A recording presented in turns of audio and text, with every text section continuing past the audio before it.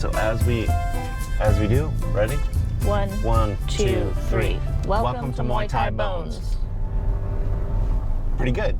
The Muay Thai Bones podcast is something that Sylvie and I do usually when we're driving back from Chiang Mai across Thailand. It's about a 10-hour drive back to Pattaya where you live and train. We're coming back usually from a fight or two that you've had in Chiang Mai, and we have very interesting conversations about Muay Thai, how Muay Thai impacts all of life, and that's what this podcast is about. So we cover a broad range of subjects, but they all are the fabric of Muay Thai. Totally. And we try to, the podcast is really long format.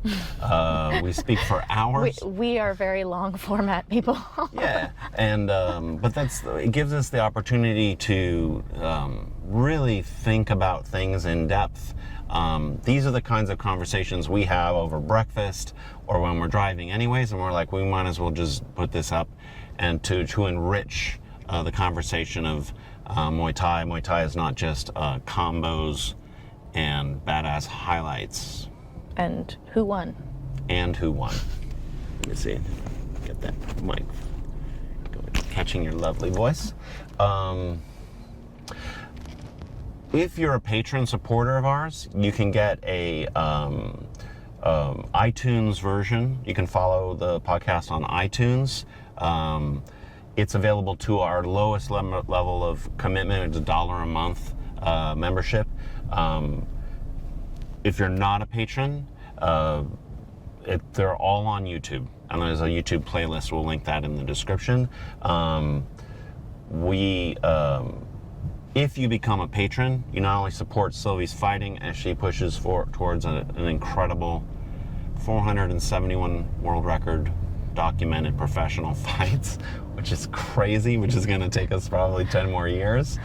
But you get access to this incredible Muay Thai library documentation. There's nothing like it.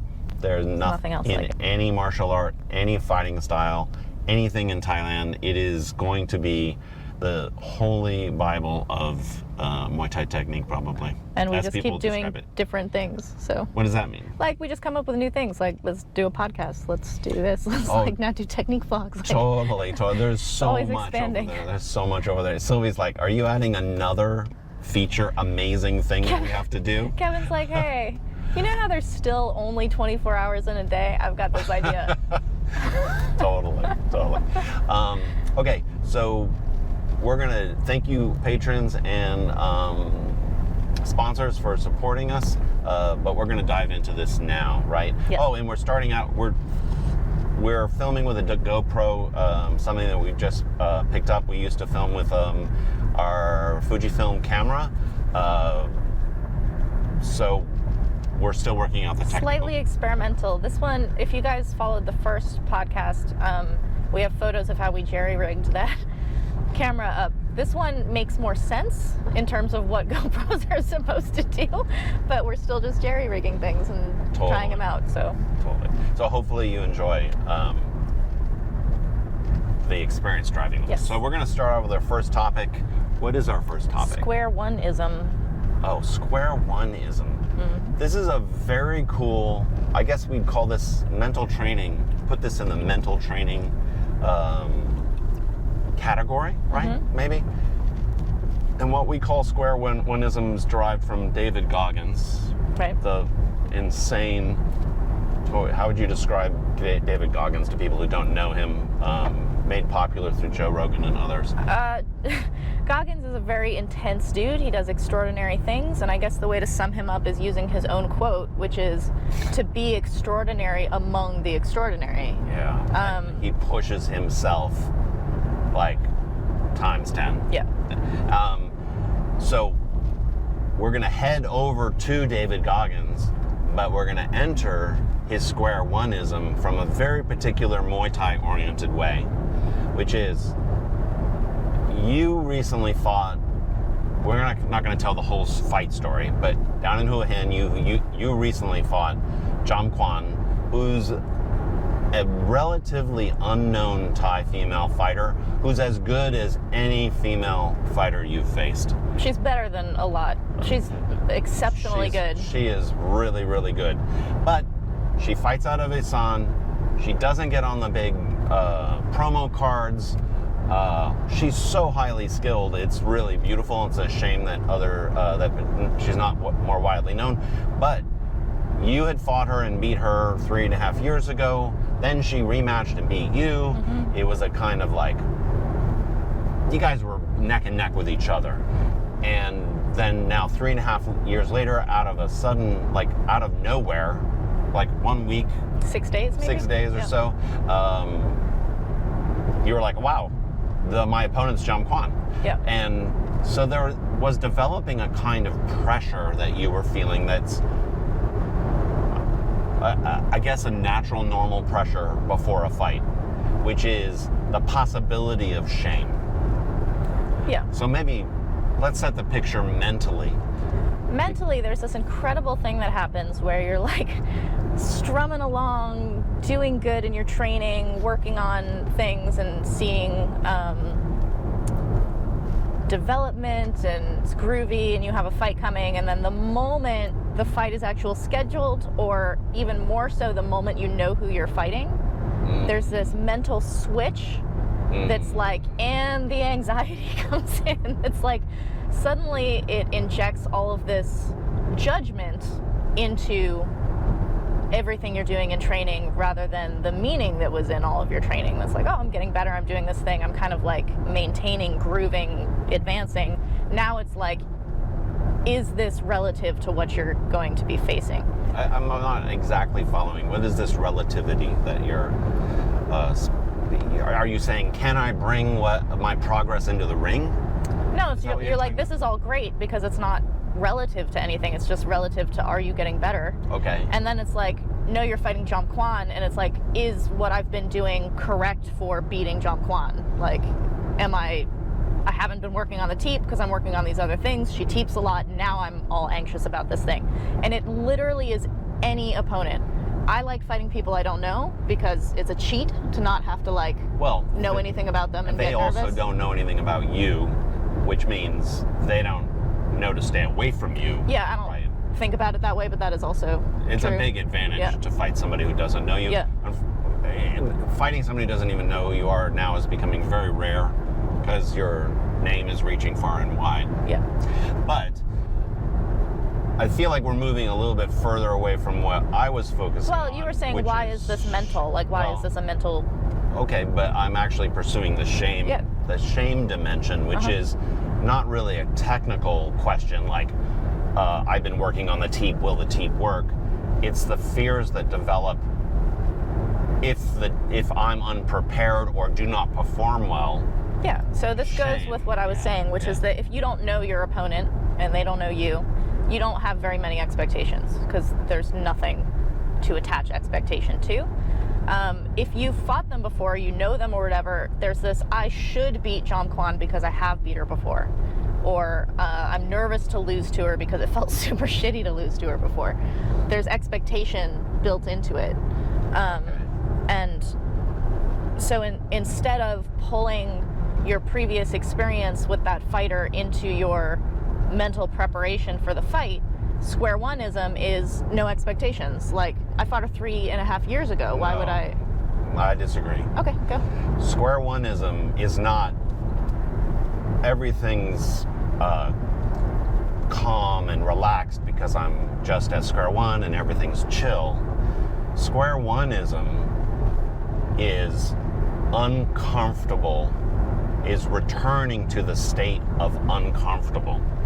Like, you never leave uncomfortable. Mm-hmm. Do you disagree about this? You feel like, okay, so I guess we haven't had the conversation in advance, so we're coming at it from two different perspectives. You get to watch us triangulate on an idea. David Goggins' concept of square one is you every day, no matter whether you're like an ultra runner who covers 150 miles a day or whatever your level of competence is, you are always returning every day to square one, which is the uncomfortable place of beginning something. Mm-hmm. So, well, yeah, I'm getting lost on this a little bit. There's an assumption that as a fighter, that if you've beaten someone, you now no longer on square one. You should be on square three. You already know how to beat them. Right. Right? There is the feeling like if you're a runner and you run every morning, you get up in the morning and you just have a positive feeling about running. Yeah. David Goggins talks about how when he gets up in the morning, and this guy runs unbelievable mileage. Yeah. He stares down at his shoes For like 10 minutes. for 10 minutes and he doesn't want to put his shoes on. Yeah. He does not want to run. Which is crazy because you think, oh, this guy's an ultra runner. He likes to run. This is easy stuff. He should be beyond square one. But for David Goggins, he's like, no, I want to be back at square one. I want to be where putting my shoes on in the morning is difficult. And there's something very beautiful about that because there's a fantasy about excellence or achievement or everything where you no longer struggle. Right, but Right. the square one aspect of him staring down at his shoes like that is mental because if he's running 5K and he runs 5K every morning, physically it's not the same experience as literally your first day when the struggle of running 5K because you've never done it. Yes. Mentally you put yourself at square one. But this is the interesting thing. For him, the fact that he has mental struggle is a positive. Yes. Whereas it's traditional, or let's say pop psychology, to think it's a negative. Like Take there's things something that are hard wrong. and make them easy. Yeah. There's something wrong about you that you are still struggling to put your shoes on. And I think the mental jiu-jitsu that David Goggins created for himself is, no, when I'm at the point of struggle, that's good. Yeah. That's a positive sign. Yeah. Got somebody turning right suddenly.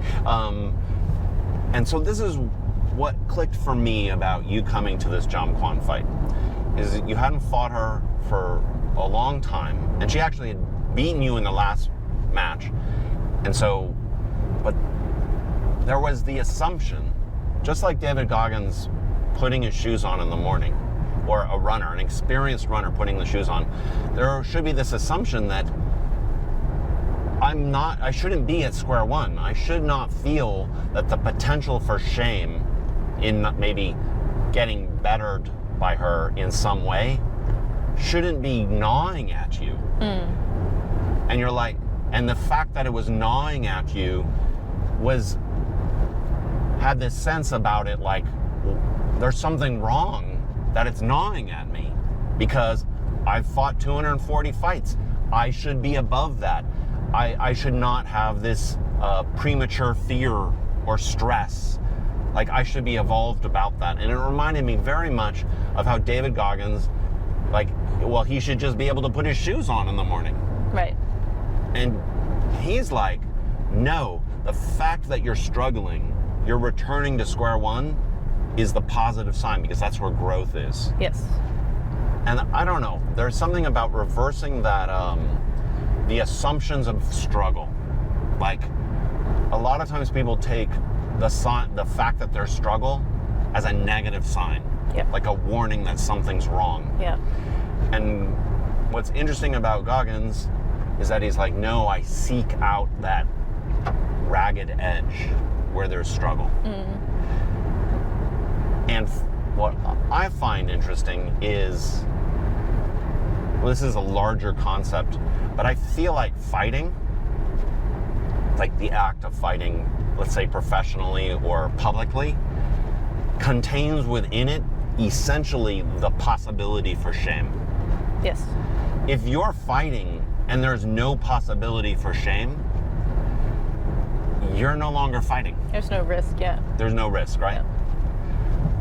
Saenchai, there is some small possibility of him losing to a much inferior fighter when he's doing his Thai fight In tour. one of those, like, anything can happen freak accident kind of thing. Yeah, exactly. There is some possibility, but for instance, we're bored by, we don't even watch Saenchai Thai fights because there isn't a substantial risk for him, Yep.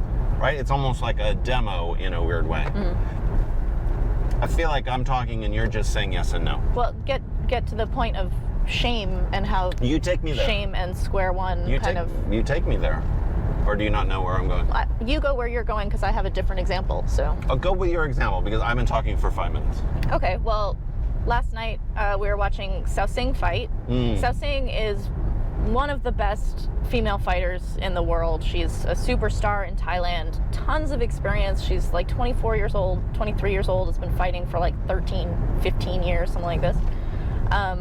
Very experienced, and before her fight, she posted on her Facebook page that she was nervous. And in Thai, the word for excited and nervous is the same, but it is not. What is that? Dun den. It means like agitated.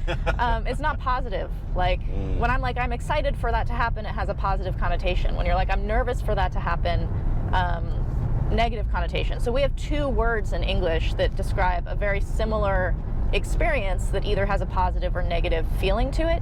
In Thai, it's the same word, and it tends to aim towards the negative. You don't want to be then you want to be calm, like Thai. Unaffected.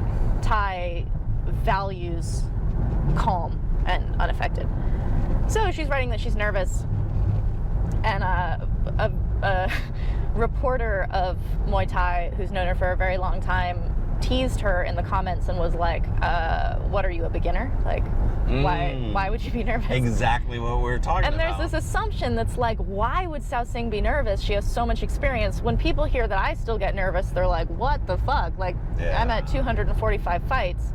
And I try to explain to people, I don't want to reach a point ever where I'm not nervous. It's part of the joy of fighting, but it's also, if you're not nervous, where is your mind? Like, what are you doing? If you're not nervous jumping out of a plane, there might be something wrong with you. Like, your focus is not where it needs to be. So if Goggins is not struggling to get himself out the door, running is no longer the thing that gets him to that point where he needs to be.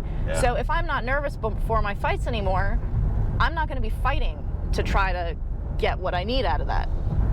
Which is why there's something very unsatisfying about the lack of risk in Saenchai's fights. And we understand that people love watching Saenchai fight on Thai Fight and breaking that stuff down. It's just beautiful technique. But he really is in a retirement tour kind of show. He's showing his beautiful skills. But the it's Harlem not. Globetrotters. It's not a basketball game. Totally. It's not a basketball game. And so, at least for us. Yeah. And so, what's interesting to me is, and David Goggins is an extreme version of somebody who's like figured out that you just find that uncomfortable place and you just put yourself there every single day, multiple times a day. That the path of the fighter is to expose themselves to the possibility of shame every fight.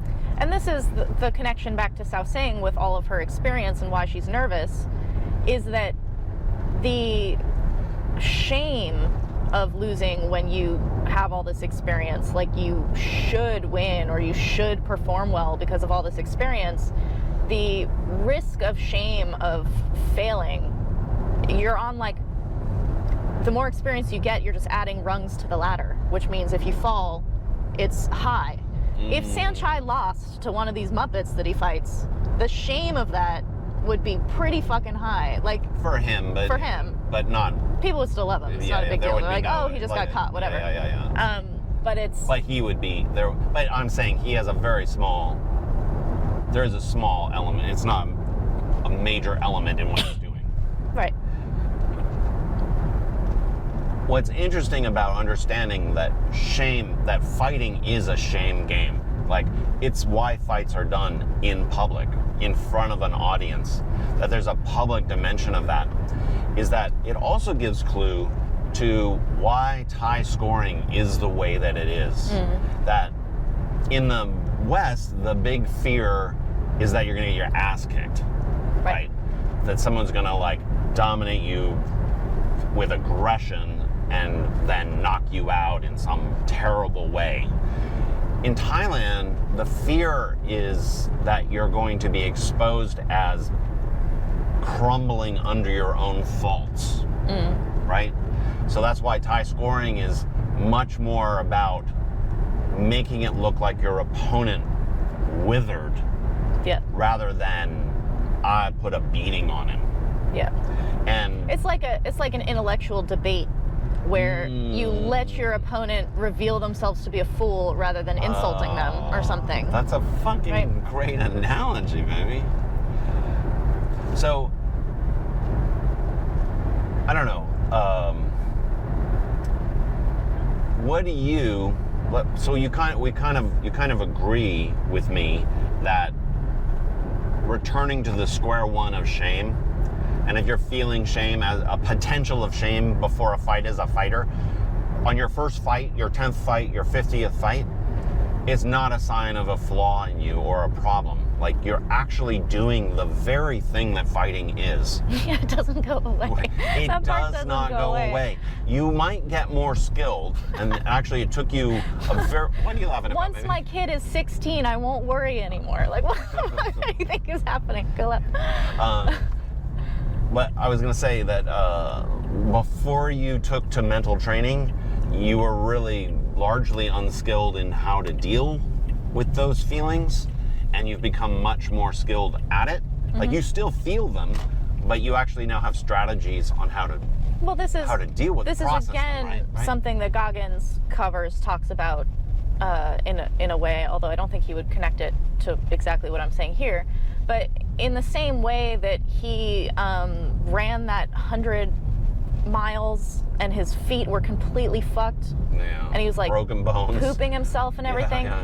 and he's like, I did this. Like, I did this to myself. This is one of my favorite things that he talks about. Like, if you're a victim, if someone does that to you, it's a very different feeling than like, I did this. Yes. And I think that the mental side of that, of like, I chose nervous. I chose the thing that is scary to me, is I did this. I'm afraid because I chose it. Yeah. I chose the thing that's scary. Yes. If you don't want to be afraid, you escape the things that make you scared. And when you're like, I put myself here. And I think this is a very important kind of like little trick that he does, reversing values, where like if you went into a fight and you got your ass beat, like you got beat on really bad, the interpretation that your opponent did that to you is terrible. Yeah, like, you made me look stupid. But if you're like, if you take a surfer's mentality that fucking took a giant ass wave that no one wanted to take, and then you just got crushed on the reef, you're like, I did this to me, not the wave did it to me. Yeah. I submitted myself to this like unlikely outcome of success, right? Yeah. And I feel like that Goggins is talking about a certain kind of ownership, a sense of autonomy that makes him immune or protects him from elements of shame. The fact that he can be shitting himself in a fight, in a run, and be like, I did this. Yep. Like, there's really not a whole lot more shameful than that. Yeah. Right? Pretty embarrassing. Right? Yeah. Right? And he's like, I did this. Yeah. There's also, there are other elements to this also, like you're feeling the pressure and everything, and you realized pretty early on, but has developed over time, that you take those energies and you don't direct them internal. You make them go out. Like, that's a hard thing to learn. It's very hard because it's mental judo and things are like very hard to literally know how you change your mind about something, because we don't think about how we think. We just do it and think it's natural. It'd be like if you didn't remember learning how to walk, so you just assumed that you didn't actually know how to do it, and it just was. So you can never change the way you walk, because that's how you walk. Of course you can change how you walk. Like, you can change how you think, you can change what you think, all of these different things. Sorry about that, baby. Yeah, I don't know what I was talking about now. You were saying that I was saying that there is a mental... the inward versus outward. Yes, inward versus outward. So if you tell someone, if they're nervous before their fight, and you're like, that's great, you should be nervous, just make sure that energy is going out instead of in. Conceptually, they're like, great, how do you fucking do that? Like, how do you do that? Well, and go ahead. The thing is, if you picture like an Iron Maiden box with the needles coming towards you, you're fucked. Like, that is nervous, where you're telling yourself I shouldn't be nervous. That is the energy going in, where you're like, I better not let anyone see that I'm nervous. I better not let myself know that I'm nervous. You don't have to be like, well, it's natural, so I'm just gonna shit myself on the floor and like let it all go out. You can still be contained in a like, I'm nervous, but I'm gonna keep this so that people don't see it, but you're not judging yourself for it. The energy goes out when you're like... Well, what's the energy going out? Because you're describing an internal The energy state. going out is taking those nails of the Iron Maiden and putting them this way. That's like, anything that's gonna bother me about like... Sometimes when I fight in like a festival situation, drunk gamblers come up, and it's really hard to deal with when you're nervous. If those needles are pointed in, you're like, I have to suffer this guy. He's making me nervous. He's telling me to do things. I have to do what he's telling me to do, even though he's a completely stranger drunk person. When you put the needles going out, you're like, that's happening, but it can't get any closer than these 3 inches because the spikes are here. But it's not just... that can't bother me. It's not making you immune. It's also, you take that energy and you hit somebody with it. Yes. Like, you're not really actually describing that part of energy going out. Because I'm only talking about the mental switch of, is the pain this way or is the pain that way? It's just this little, like, turn it inside out. Like, it's literally just... Am I ashamed of how I feel, or am I like, I feel this way and it goes that way? The hard thing is that you can't just tell somebody how to do it. Like, you have to work on what does that feel like for yourself. Yeah. You have to become aware of when the energy is going inward instead of outward. Like, you have to feel, it's an awareness that you grow into. You're like, oh, the energy is coming in, I'm turning it on myself. I have to somehow reverse the polarity. It takes a long time to feel that, and you're probably still working on it. One of the interesting things about thoughtful, sensitive people who are fighters are very self-critical, and I think a lot of female fighters are this way. They put a lot of pressure on themselves to make other people happy. In training, they habitually work on criticizing themselves, so in training, there's a lot of the needles pointing in, which gives you toughness, but that means you get used to that voice of like, coach on yourself, right? And then when you get in the ring, the needles are pointed inward, and you're like, well, they're pointed inward because that's what I trained. Right. So a lot of this thing is about moving from introspection to external outrospection. How do you do that with square oneism? Like, how does that help? That's an interesting question. I think what's productive about square oneism is the enthusiasm towards discomfort. Yeah. Because the trigger is when you feel discomfort, there's a habit of interpreting that as a flaw, like there's something wrong. And that's when the needles start pointing in, and you're like, what's wrong with you? You start being very diagnostic and critical.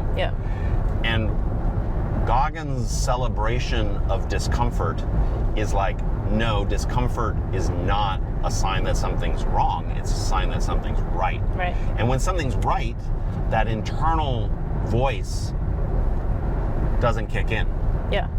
You're not like, what's wrong? Everything's right where it should be. Yeah. I think he kind of like short circuits the internal voice. Yeah. It's a very cool thing. And as your husband, I've watched you fight over 240 times. It is so exciting that fights at this point are still as fresh. Like, the cut is just as fresh. It's not. Are you speaking metaphorically? Well, I don't. You want to talk about actual cuts? No, but what do you mean the cut is just as fresh? Like, I don't know. Still feel everything you intensely. You hear a lot of times in the story arcs of long-term fighters. They're like, oh, I lost the passion, or it's no longer what it was. yeah. You sound like you don't know what I'm talking about. I want to hear what you picked this phrase as a like signal of it being alive, that it's still. I don't know. There's like if you take a flower and you cut the stem and sap runs out, it's fresh. Yeah. Like the fact that you have Jomkwan sitting in front of you, and there's a cut and the sap runs out exactly as it felt like on fight 3.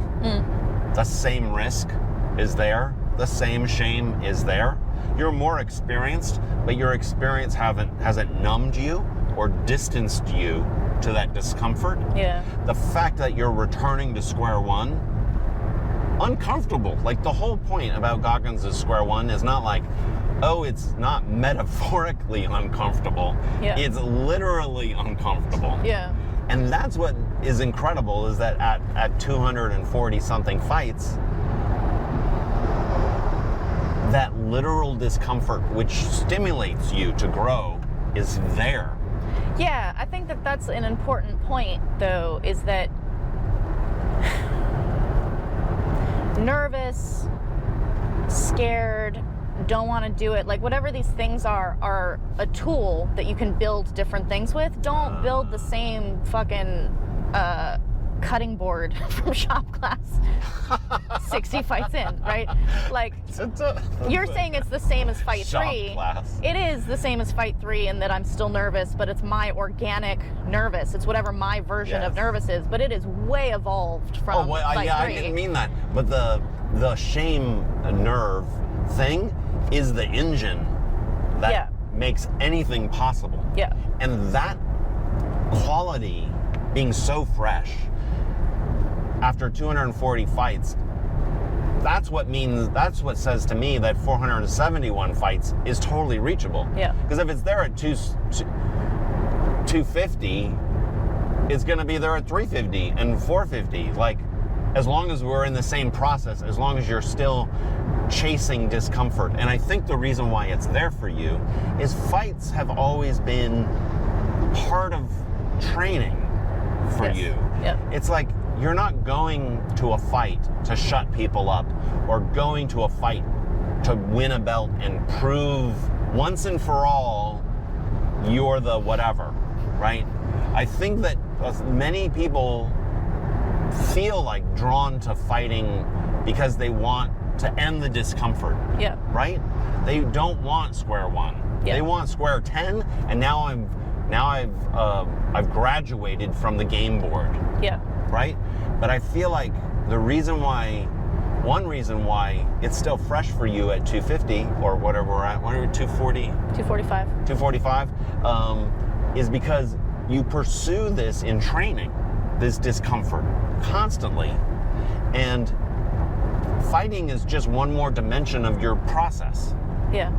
Like, you train for 2 weeks, then go face shame. And then you come back and train. I face shame in training too. And all the time. Totally. Yeah. I mean, it's important that you don't want to build habits towards shame that produce a lot of negative energy and old recording shit, right? Yeah. Well, you're just saying, yeah, but what do you mean? Or what do I mean? Like just the presence of shame isn't always an awesome thing, right? No, it can be very debilitating, and if you're trying to avoid it, or if you think there's something wrong with it, it shapes the habits that you have around it. Like, you are, I've said this in training, in mental training videos, you are practicing something. Whether you're conscious of it or not, you are training something. Yeah. You fight the way you train, you have the habits of things that you practice. Be intentional about them, because if you're like, I don't know what I'm working on, you're fucking working on something. You just don't know that you're doing it. Totally. It's like you're a sculptor in stone, and you're always removing stone. Yeah. Like, at least pay attention to what you're sculpting, because you're chipping away at stone always. Yeah, or you're wandering around in a wheat field and you're not going to make a beautiful, like alien pressing. You can be intentional about it and make geometric patterns, or you're just going to be making the Billy from Family Circus, like wandering around things. Yeah, Family Circus. Like you're grooving pathways. Just be aware of what they're doing, where they're leading, I guess. Totally. This is the fascinating thing about Muay Thai. Like, when you really sink into it, is it leads to these powerful, almost metaphysical concepts about how to grow as a person. And like, I'm reminded of, with square oneism, we talk about, Sylvie has been practicing Vipassana now for over a year, probably, right? But Vipassana is a form of meditation that is about observing the body and the mind without judgment. But we use an analogy, which is get on the rope. Like, the goal isn't to stay on the rope. The goal is to, when you fall off the rope, you just get back on the rope. Yeah. Right? Or even just be aware that you fell off the rope. Yeah, be aware I'm off the rope. Yeah. And now get on the rope. Yeah. And it's a very different goal to be like, one goal is stay on the rope, be on the rope. Because then you're starting to judge yourself and you're aware of wavers and balance and whatever. But if your goal is just to get back on the rope, then falling off the rope is part of the process. Yeah. You can't get back on the rope if you haven't fallen off. So when you get really good at getting back on the rope, you actually grow balance, a sense of balance and awareness that's productive. Mm-hmm. To me, square oneism is like get on the rope. Yeah. I think that's how Goggins uses it. He's like, I find myself throughout the day comfortable. Yeah. And then he's like, get back on the rope. Yeah, that's being off the rope. It's being comfortable. Right. Yeah. And I don't know how I completely feel about it. Like, do you want to live a life of continual discomfort? Mm-hmm. But he finds freedom in moving towards uncomfortable things, and they don't have to be physically uncomfortable. They can be emotionally uncomfortable. Because that's how and where you grow. You can't learn something you will think you already know. Yeah. So Dieselnoy is at the gym right now, and sometimes he'll sit all of the boys from our gym down and like give them this like Boy Scout campfire talk. Yeah. That's great. We have great pictures of that. And he was giving them a lecture the other day. Fanny was there at the gym, and she sat down outside of the ring to just listen to him. And he was talking about how you should never, ever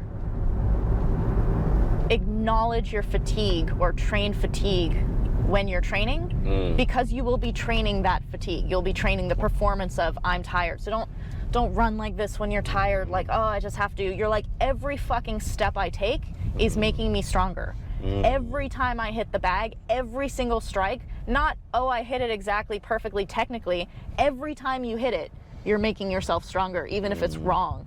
No, it's wrong. That's fine. Yeah. But every single time makes you stronger. So that's why when Goggins is like, it's like when you're driving and you realize you haven't been paying attention for 10 minutes and you're like, oh, Jesus, am I on my way home or not? Is Goggins realizes out of nowhere that he's comfortable. He didn't, he wasn't like, oh, I'm going to relax now. Yeah. He's like, oh, man, I'm like not challenging myself right now. Totally. Totally.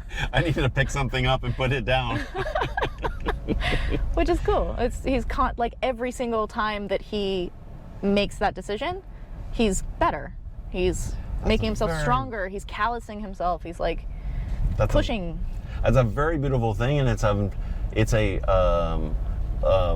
very nice way of even thinking about what does it mean that you fought 245 times and eventually 471 times or so. It's literally this, you've continually put yourself at risk. The risk isn't, there is a physical risk, but there's always this like discomfort that you've exposed yourself to and become familiar with. This goes with Goggins' belief system, which is he never wants the like, okay, now you have the medal and you don't have to do the thing anymore, you just get the credit. Yeah. When people are like, when are you going to retire and do this thing? They're asking me, when are you going to stop experiencing the thing and just take credit for it? Yeah. And I'm like, fuck baby, that. So, like, you just nailed that question. I'm so not interested in that being my life. You framed that question perfectly. When are you going to start taking credit for it? And only take credit, but not do it. Oh my God. It's like so harsh. It's harsh. And you guys can look up his story, but he was deeply affected by, we're going through a police stop. Put your window down. Going to Navy SEAL training. 3 times. And he was surrounded by Navy SEALs who were doing one of the badass things on the planet. And he's like, all these alpha males, they're just interested in having the credit of being badass. They want it to be something they did. Yeah, and these are actually legitimate badass people. These are very tough dudes, passed very difficult training, but he saw in many of them this little thing where they're like, I completed badass likeness, and now I am legitimate badass, and now I'm giving myself credit. And for him, at least hearing his telling, he was offended. He's disgusted by it. He was that these people are like, what the fuck are you doing just celebrating your badassness and not being badass? He says he was not very liked because he let people know how he felt about it. Totally. He's like, you're a bunch of pussies. He's like, why are you not in the weight room? Yeah. Like after the 10K pack run, right? Totally. Right. So I don't know, there's something about, I get enjoyment that you as this little like 100-pound fighter and David Goggins are climbing on the same mountain. You're in different parts of the mountain, but you're on the same mountain. Yeah. Which is this square one-ism journey. So that's a pretty good opening segment, right? Roger that. Roger that. Goggins' phrase. Roger that. Roger that. Roger that, and Merry Christmas. Roger that. Okay, let's stop the thing and we'll go to the next topic. Okay. We're going. Rolling. So next topic, I'm just gonna say right here, I love the Muay Thai Bones podcast because that last segment just went everywhere, just from your experiences before a fight, and just like, it blows my mind that we can talk about these things. They're not only vast, almost metaphysical, but they're practical. They're like, this stuff touches every moment of your life. Yeah. And the fact that we can have the conversation about it. And who you are. And who you want to be, yeah. Yeah, very. Yeah. Oh man, we should bring that one up one day. What was that? To have what you want, to have what you really, really want, you have to be who you really, really are. Yeah. We should make that a segment at some point because we don't even fully know what that means, but it makes you feel like you do know what that means. Yeah. That's Tim S. Grover, by the way. Yeah. If you want to read his book, it's called Relentless. Yeah. I do not suggest the audio version on that one. The guy's annoying who reads it. It was probably him. I think it was. He totally comes off as a dick. You're like, I don't like him, but I know what he's saying. Yeah. Okay, so the next one is eye contact. Now we try to do every Muay Thai Bones, we try to do at least one technical, like things you can train in the gym, things you're working on, right? And this one's really a really interesting technique, and you've done a technique vlog on it also with an extended version of it on Patron. We'll link that in the description. But in the meantime, wait, let me make sure this. Can you make sure that's tightened? Maybe. Can you raise it up for me? Because that fell down last time. Ah, that's good. All right. This is eye contact. Maybe, do you want to tell the story of how it came about or what you're actually doing in the... You're quite cut off. Am I cut off there? We're adjusting the camera for everybody on the podcast version of it. Okay. Is my face in frame? Yep. Okay. Do you want to tell the story of how that evolved, Krongsak, and such, or do you want to dive right into what you're doing? Dive right in, because actually, because I've talked about this in technique vlogs and mental training vlogs, I've covered that part. Yeah, but we're not leaving stuff out because you can go into it after, but we'll jump into it. Okay, good. Just from where it is. Okay.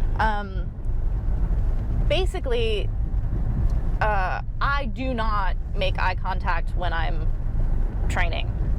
And it's something that some of the people who have taught me have demanded of me. And it's one thing to be like, oh, that's not where I look, but he told me to look there, so now I do. And it's another to be like, I cannot do that. Like, I can't do it.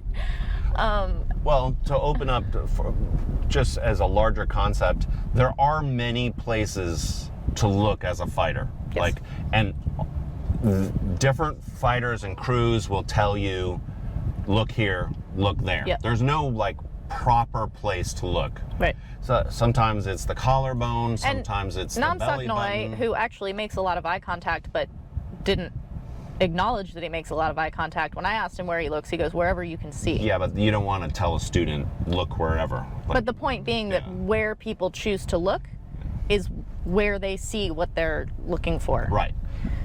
But, okay. But the larger point is, eye contact is not the proper place to look. No.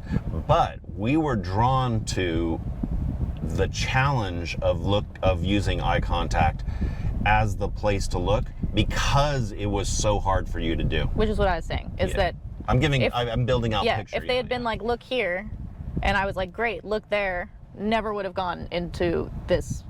No. And actually this follows up exactly on our last segment, which was go where it's uncomfortable. Yeah. Square one. Yeah. You were very uncomfortable. If you've been raised as a woman in the world and someone's like, tell people no, and you're like, fuck, that's hard to do. Oh, make it a project of telling people no, because you're always supposed to be pleasing people. Yeah. If you're a dude, you've been raised a man, and you're like, I say no all the time, not necessarily a project for you to like say no to people. I'm going to take a little detour here because you brought it up, and it's actually very interesting. As a woman, as a woman in the world, in general, eye contact is problematic because in social spaces, when you make eye contact, you can be inviting. You can lose power with eye contact. Yeah, it's like avoiding eye contact is actually a way of controlling social circumstances. Often, not all women. Some women you can use eye contact aggressively. Yeah. But most women learn any woman who has taken the subway knows when not to make eye contact. Totally. Do not make eye contact. But this is not a small thing. No, it's not. Because if you've learned that not meeting eyes is in your best interest. Yes. Right? And you've learned this since, let's say, 13, when you started to become a publicly sexualizable being, right? Sexualized being. You're learning to avert your eyes, and then you go to try to become a fighter, right? To have some autonomy in the world. You're going to bring with you your basic eye movements, your habits of vision. Well, you learn patterns of event, consequence. Everyone has them, and they can be different for many people. So you think that this event leads to that consequence, and it shapes what you choose to do. Yes. So for me, I've written about, on 8 Limbs, and you can go look, fear of escalation, which came from growing up with my brothers. if I got mad and tried to like get even, it actually escalated, and I was smaller, so I lose. Yeah, your brothers were all older. So I discovered this, well, I developed this fear of escalation, which is be small, make it go away, quiet, avert, like basically make it stop, because escalation, I never win, ever. So as a fighter, that's problematic. Highly. To have that instinct. It goes with the same thing of fear of escalation, is if you're making eye contact and it's an invitation, you're fearing that escalation, but if you look away, you might be able to deflate, take the power out of, like diffuse a situation, like just don't meet it kind of thing. Yeah. And I've found in my own process of practicing eye contact and what that does to my Muay Thai is that I very often look away as a way to diffuse something. In Muay Thai. In Muay Thai. So what would be an example, like a hardcore, like a concrete example of a look away moment in training, let's say? I have learned to take more dominant space. So as a woman in the world, I'm taught to be small and not take up space, and I had to really force myself to stand in men's space because that's who I train with. So even just being in Pinu's space to me is Pinu's like the head trainer of the gym and my teacher. So it's I'm like in his space and I'm being what's the word? aggressive. It's like aggressive, transgressive. Transgressive. By being in that space, in a man's space. He's bigger than me. And so there are moments when simply being in that space and imposing myself, I'm dominating that moment. Yes. And as a woman, you're supposed to, okay, and then that's done. Like, I had this moment, I did it because it's Muay Thai, and then you kind of like go to the side. And to like stand over and maintain the eye contact and be like, yeah, I'm fucking standing here, instead of like, oh, maybe she accidentally got in my way. Like if Khao has been talking about not getting out of the way of people. Ours, right? Khao's not a small woman at all. Yeah. And so the fact that being conditioned, being treated as a woman in the world, regardless of how you identify, is you fucking get out of the way. And it's not based on simply being small. She's not small. You actually had just a small side note, you actually had a very interesting observation last night watching the ring card It's driving me boys. crazy. To not go too far on a feminist tangent, but eye contact is and space management is a very big part of being a female fighter and learning how to move through space ostensibly as men are free to do. Yeah. Like the techniques of Muay Thai are masculine coded. Yeah. So this observation that Kevin is mentioning is that last night we watched this all-female fight card, and they had ring card boys as a like novelty. And it's funny, people laugh, some people cheer, they're like, yay, this reversal is good, all of these different things. I feel all kinds of things about it. The thing that drove me fucking nuts watching it was that the ring card boys got in the way of the female fighters in their corners. That would never, ever happen with a female ring card girl, and even a female fighter. So what was in this way? I actually didn't witness it, so... The point being... No, but I honestly, don't jump ahead of the point. I literally want to know what it means to be in the way. What were the fighters doing? Okay, so when I'm sealing the ring, and I'm going around... So it's before the fight? No, it's between rounds. Oh, okay. So if I'm sealing the ring and I'm going around the ropes, if someone goes in the opposite direction, there's a part where you... intersect. Someone has to give way. Right. Right? Because there's one path, someone has to move. Right. The fucking ring card person moves, like 100%. Between rounds? Between rounds, they're doing their circle with their thing, or before, whatever. It doesn't matter. That's the only time they're in the ring, is when they're doing a circle with their ring card. Okay. So you're standing up to get back into the fight, or you're coming to your corner and they're putting the chair down. Like you have to go, and there's a moment, and it's just by chance, 100% chance that you are both in the same space at the same time. Yeah. There's a video of Khao dancing with a ring card girl in Japan or something. Like he got up off his stool and like danced with her. There is no way she would ever be anywhere in the way of a fighter or in the path of a fighter or like in any way an obstacle to this thing.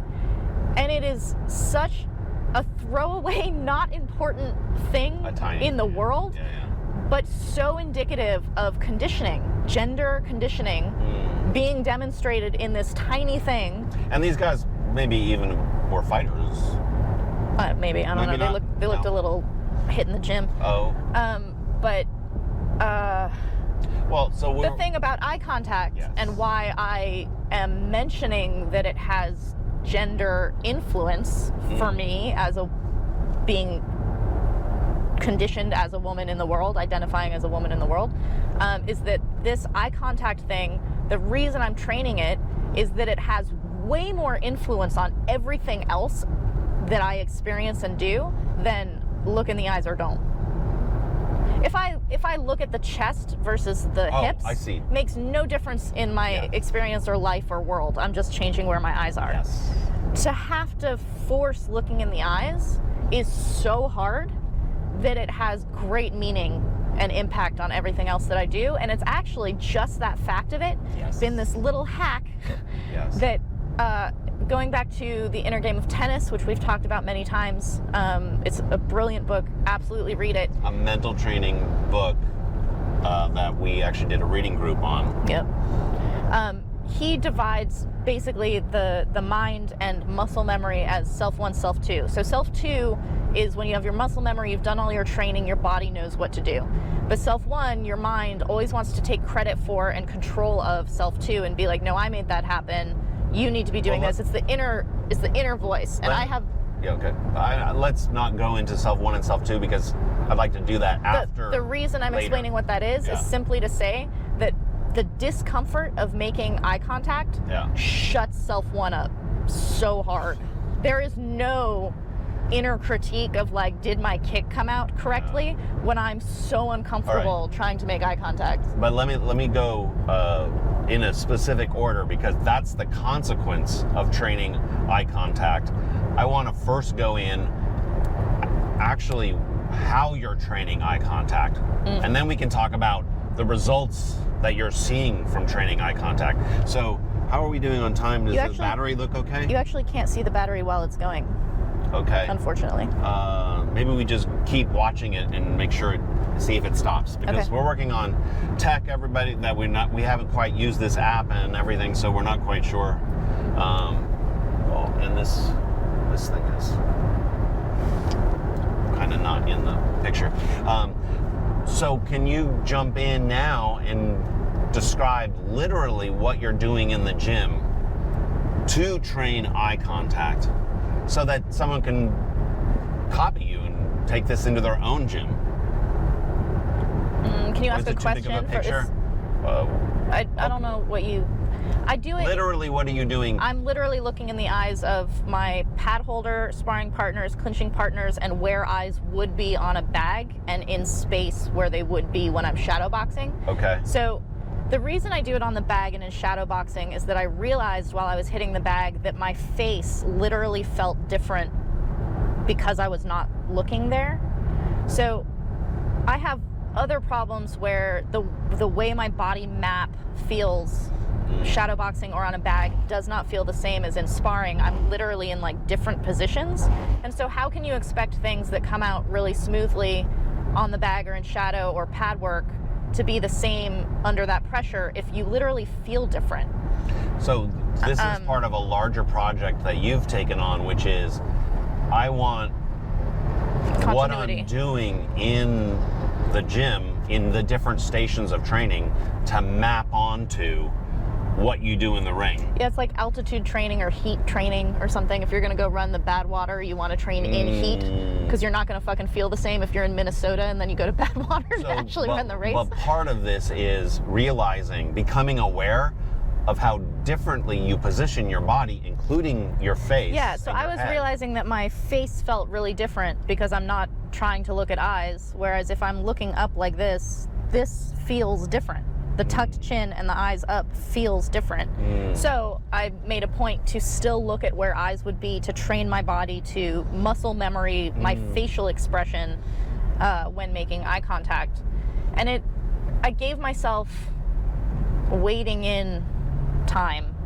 What does that I mean? knew there was no way to be like, I'm going to make eye contact, and because it's hard for me, there's no way I was going to be making consistent, constant eye contact for 4 rounds on the pads and 12 rounds of sparring. Like, it's not going to happen. You're like, this is going to take a lot of time. So it became just know when you're not looking at the eyes. Again, know when you're not on the rope. Yeah. Is acknowledge I'm not looking at the eyes and go back to it. Yeah. And then remembering to do it, because the pressures that come in that make you not remember what you're working on are many. Totally. And then as I got more, I didn't get more comfortable with it, but as I got more consistent, like I was able to hold it for longer. Like being able to hold your breath just gets longer and longer. You start being like, okay, can I do a whole round? Okay, can I do 2 rounds? Okay, can I bring just being aware of it into a fight? Can I like... So can I ask you, I hope you don't mind, but I'm like, take me through, if you have the awareness, pad work with Pinu, and like, are you like, don't look at the pads? Like, don't look at where he's holding the pad? No, it's not don't look, it's just look at the eyes. Okay, so you're giving yourself a positive command, look at the eyes. Yep. And you were saying like, Pinu, in the beginning, didn't exactly know what you're doing, but he caught on pretty quickly. Tell me about this catching on part, because that's an interesting dimension. There was an interesting experience in just starting to do it, which was I suddenly became aware of whether people were looking at me or not. Like, I had no idea whether someone was looking at me or not, because I'm not looking at their eyes. Totally. So I discovered I'm going to look at the eyes, I discovered that the champ does not look at me. He's not looking at me when I'm not looking at him. Okay. And that Pinu is often looking at some part of me, and then occasionally comes to the eyes, like where we would meet eyes. Okay. And I would totally be like, look away first. It's like a game of chicken. And then I reminded myself, I trust Pinu, I know Pinu, and this is something I'm trying to do. Don't avert your eyes. Like, keep looking. Yeah. And that's how he got wise to it, is I didn't look away. Because you didn't look away. And so at first he wasn't sure what I was doing. He could tell I was doing something, but he couldn't tell what it was. And so he started like making faces at me. Like trying to make you laugh or something? Because like now we're looking at each other, and so he's like, oh, we're looking at each other, like making faces, or like now we're gonna be like super intense about it. And then the most amazing thing was probably like 5 days into it or something, I was in my head, I was really struggling, and I didn't even think to start looking in his eyes. Like I hadn't done it at all in our first round. And starting our second round, he actually went, Sylvie. Oh. And I went home and I was like, Kevin, Pinu put me back on the rope. Pinu was like eye contact. This is one of the amazing things about Pinu, is that Sylvie travels around, films with legends everywhere, has an encyclopedia of techniques she's been exposed to, and every time we go and train and film, she brings new techniques to the gym and into her training, and Pinu like recognizes He absorbs it. and absorbs it into their training. Yeah. There's no conversation like, where'd that come from? Sylvie just starts trying shit, and Pinu, because he's a very cool, inventive trainer and perceptive, he like sees what she's doing, and then he just like folds it into what they've already been doing. Or is like, no. Well, I wanted to be complimentary. No discussion. But just you know, no. he has a rigidity in some. That's the non-awesome part. Well, I don't want people to, when they go to their gym and have a coach that's like not down with it, think like that it's always easy. If you brought it up, it's a weakness in him, in that he seals out some techniques. Since we're talking about gender and my experience of eye contact being difficult, it is interesting to note that Krinu's son, Bank, who's very masculine, been raised in a very like masculine way. That family, the Rung Rung family, is very fucking masculine, the men in it. He does not make eye contact in a like young, deferring to his father way. Yes. And we think that it would make a huge difference in his fighting if he made eye contact. Because he does it sometimes. He does it like intermittently.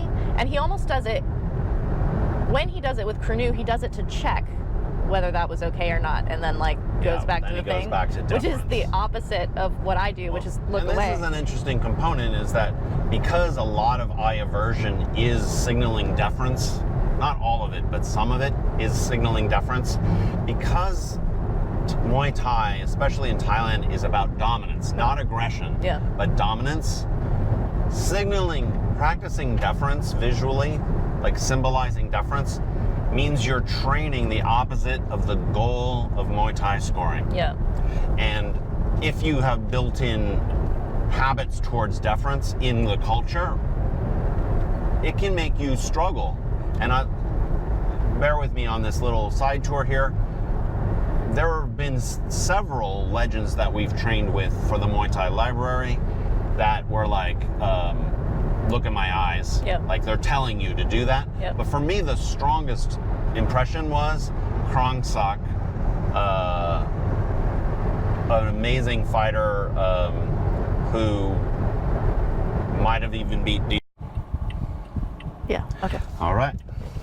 So we just had our first battery exhaustion switch. So backing up a little bit for what might have been No, I don't think it's lost. No, just the part about, you were talking about Krongsak was so intent on the eye contact thing. Yeah. So just taking off from the last thing, Krongsak, when we trained with him, of all the people that you might have had a different experience with others. I don't remember other legends so much, but he was like, no, look at me. And you can watch the session on Patron. And for me, like from my end of it, that was like, wow, he's really serious about this, and which means that his own experience of his own fighting means this is what makes him go. And different legends have different things that make them go, right? But for me, when you had that session and then you discovered or you rediscovered the discomfort level, right? That was an anchor point. And then what really led you, well, so can maybe mention, you were uncomfortable, right, with Krongsak, right? And then what then led you to like, I'm gonna really do this? Because at that time we were like, oh, well, you should do this, right? You should train this, but I actually have no recollection I can't remember of why. it either. It had to be fairly recent.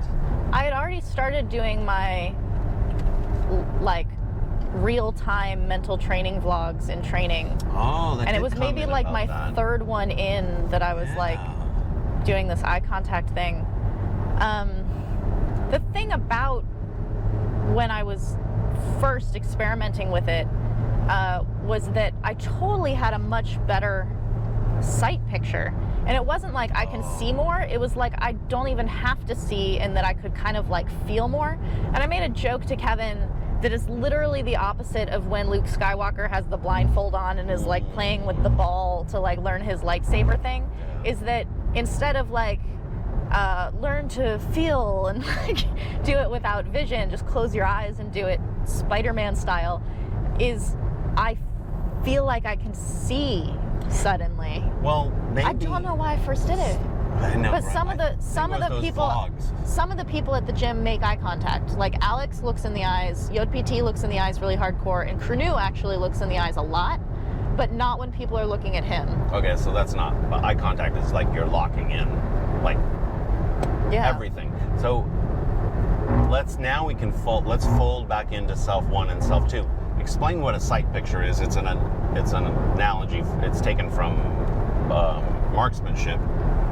Okay, you explain it. Well, you use the term, but a sight picture is what you can see. It's what you can see on the target, right?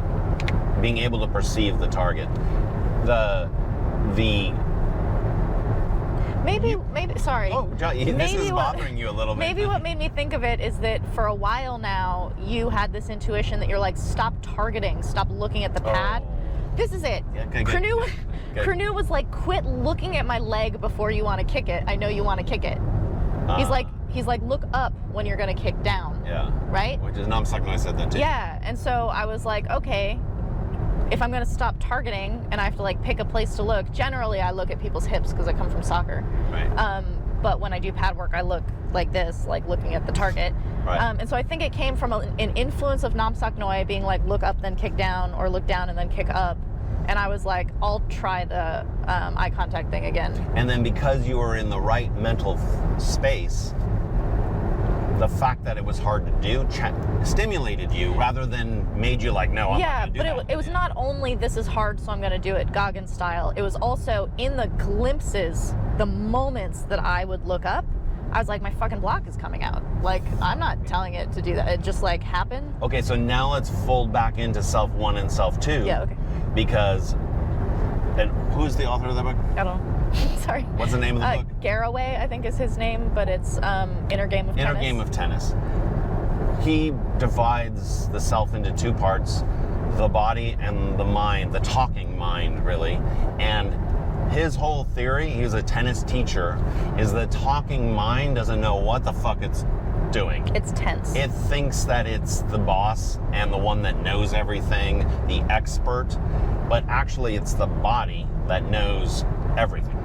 It knows how to do everything. Right. And a big challenge, especially for self-critical people like yourself, is to turn things over to the body and to shut the mind, the inner coach, up. Yeah.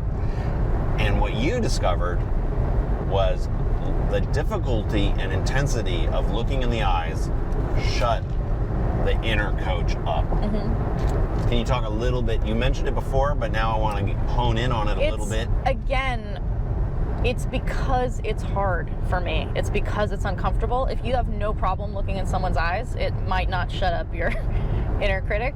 I don't know. But it's the same thing of like, my friend Robin, who used to spar with me, and like she was ahead of me in being able to understand these things. When she would see me getting really tense when we were sparring, she'd ask me weird questions. She'd be like, when is Zoa's birthday? Or like, what's 9 + 7? You know, just like get your mind off of what is my leg doing? Why can't I get in? Blah, blah, blah, all these things. Which in the Inner Game of Tennis, he's explaining that learning is not actually a thinking process. Thinking is like an analysis after, or like whatever the thing is. But if you're like, hit the middle of the dartboard and you're gonna think your way into hitting the middle of the dartboard, that's not how that works. It's actually physical. It's all in the like, just relax, breathe, go. Right. The way people are like, it's all in the wrist. Anyone who's a shooter will tell you it's all in the breathing. Sports is all in the breathing, all of this different stuff. It's not I'm gonna think this dart into the center of that board. And so because it's difficult and uncomfortable for me, it shuts up. Well, there's 2 things. One is it's difficult, so it requires lots of concentration, and it basically gives a task, a mental task to the mental side of you, right? Hey monkey, hold this ball. Hold this ball. Right. That's one part of it. But even if you're comfortable looking in the eyes psychologically, there could be an added benefit, which is you're not looking at your targets. Yes. So you're having to rely on peripheral kind of global vision in which the body, self 2, can automatically target without you thinking to yourself to the center of the dartboard. Yeah, right? But it releases your vision in a way. This is yet another layer. This is so complicated. This is not cool. Just a like eye contact or not. Like this is why I'm saying it made such an impact in so many different areas, is that when you're talking to somebody, if you're not looking at them, you're kind of distracted. You're thinking about what you're gonna say. You're like thinking about what you need to buy at the store. You're not engaged. Yeah. When I'm talking to somebody, I look at that person. I make eye contact. It's polite where I come from to make eye contact. In some cultures, it's not polite. It's you need to defer. But for me, there's an engagement in making eye contact. And so by making eye contact, even though it was awkward, I was suddenly engaging with my training partner or opponent in a way that I was disengaging from before. So instead of looking away because now I'm trying to think of what technique I want to do, what move I want to land, I'm actually having a conversation where I'm engaged and I can see what they're trying to do. I can see where they're moving. I can kind of like be in the flow of two persons instead of I just want to say what I want to say and then be nervous about what it is you're going to say and whether I have an answer to that. And this is the thing about like training techniques as though they're the only, like, eye contact to me is a technique. This is a technique. But the like only training combination technique kind of thing and looking away so that you can just be internal to yourself and not engage with your actual opponent is you want to have a fight that's like, I'm going to do my techniques really well and hopefully they're better than the techniques you want to do really well, instead of actually having an engaged interaction of like a singular fight. Well, it's like you use the analogy, let's say, of having a debate or a conversation, right? Yeah. In a debate, you might have like your memorized points on pro or con abortion or whatever, right? Like the safety word is gentlemen. How do I work that in? It's like very hard. Yeah, but there's the memorized talking points, right? Yeah. Which is kind of how a lot of people enter fights, is like you have your weapons that you've trained and you're now bringing them in the ring. Whereas really high level fighting is really about a conversation where spontaneously things are happening that you don't anticipate, but you also respond in ways that you yourself couldn't anticipate. Yep. Like, it is part of the development of your expression of your character and your style, and that's why we often analogize Muay Thai to a language. Yes. Like, if Muay Thai is a language and you learn the grammar and the vocabulary of strikes, then you use it in a spontaneous way. And you're saying when you're in eye contact, you're much more engaged in a connective, living fashion. Yes. And what, if you could allow me this little side turn, which we've talked about in the past, is introverted people spend a lot of time in their own headspace, right? Yeah, when I look away, I'm coming back into myself, for sure. She pulls into herself, and as a personality type, you're an introvert. Yes. You spend a lot of time in your headspace. And because your headspace in Muay Thai training is very self-critical, like there's a lot of judgment you pass on yourself whether you're doing something well or not. There's a whole inner coach that's running. Returning to an internal headspace is problematic. There's like a ceiling on how far you can go. Like, I'm gonna go back into my Iron Maiden. Just close the little door. You cannot hurt me. I will hurt myself. It's so pokey in here. But I want freedom. Yeah. But this is the interesting thing, and this is where it's mind-blowing how much Muay Thai touches, is through the technique of eye contact, you are undermining the habit of returning to your introverted headspace. Yeah. And the things you practice in training, you're always practicing something, right? Yeah. So when you become aware, by maintaining eye contact, you're actually preventing yourself from dropping into an internal spot. Yeah. And this is, people, again, I talk a lot about how modern Western culture really likes to put on a pedestal and value what's natural, as though like anything that requires no effort or concentration on your part is better because it's natural. Your personality is fucking shit natural. It's not natural at all. Personality is just a collection of habitual traits. They're the grooves that have been worn that you tend to go in. When I say I'm an introvert, that's a series of habits. That's not like an unchangeable thing about me. It means that when Kevin and I do this podcast, which is very different from when we're literally just having our own conversation, I don't need a like chill out period after we've had a conversation. But because there's a semi public dimension performance to this, I need like a chill out. Yesterday when we were doing this live stream, I hit like a wall of like panic mode, getting almost like a blood sugar drop kind of thing that was like, this is really exhausting. Yeah. That's not my nature. That's a series of habits that means that I like using quiet alone time to recharge. That doesn't mean I can't recharge in other ways. Yeah. So this whole like, it is exhausting for me to be in my own head and criticizing myself for the 20 minutes of sparring. It is exhausting for me to engage in eye contact and force myself to do things that are uncomfortable for these 20 minutes. They're both exhausting. But in different ways. You figure out how to navigate solving each of them. It's not like, oh, well, I have to always be introverted in order to recover myself.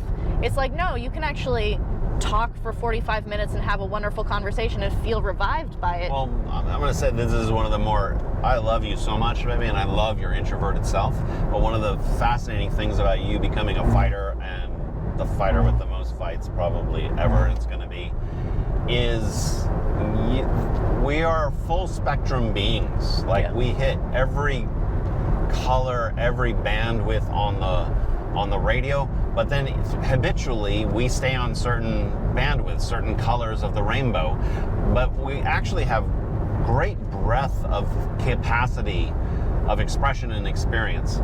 And by you training and fighting in a style that favors dominance, that scores to dominance, that pride over shame becomes a value, it's beautiful to see you exploring these things that might not seem to fit in with what people might think was natural for you when you were 14 years old or 15 years old. Yeah. Like, you're playing different chords. Yeah.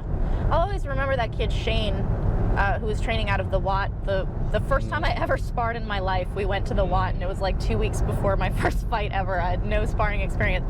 And there was this very sweet young man named Shane who they were trying to be more aggressive in sparring, and he's like, I'm not a naturally aggressive person.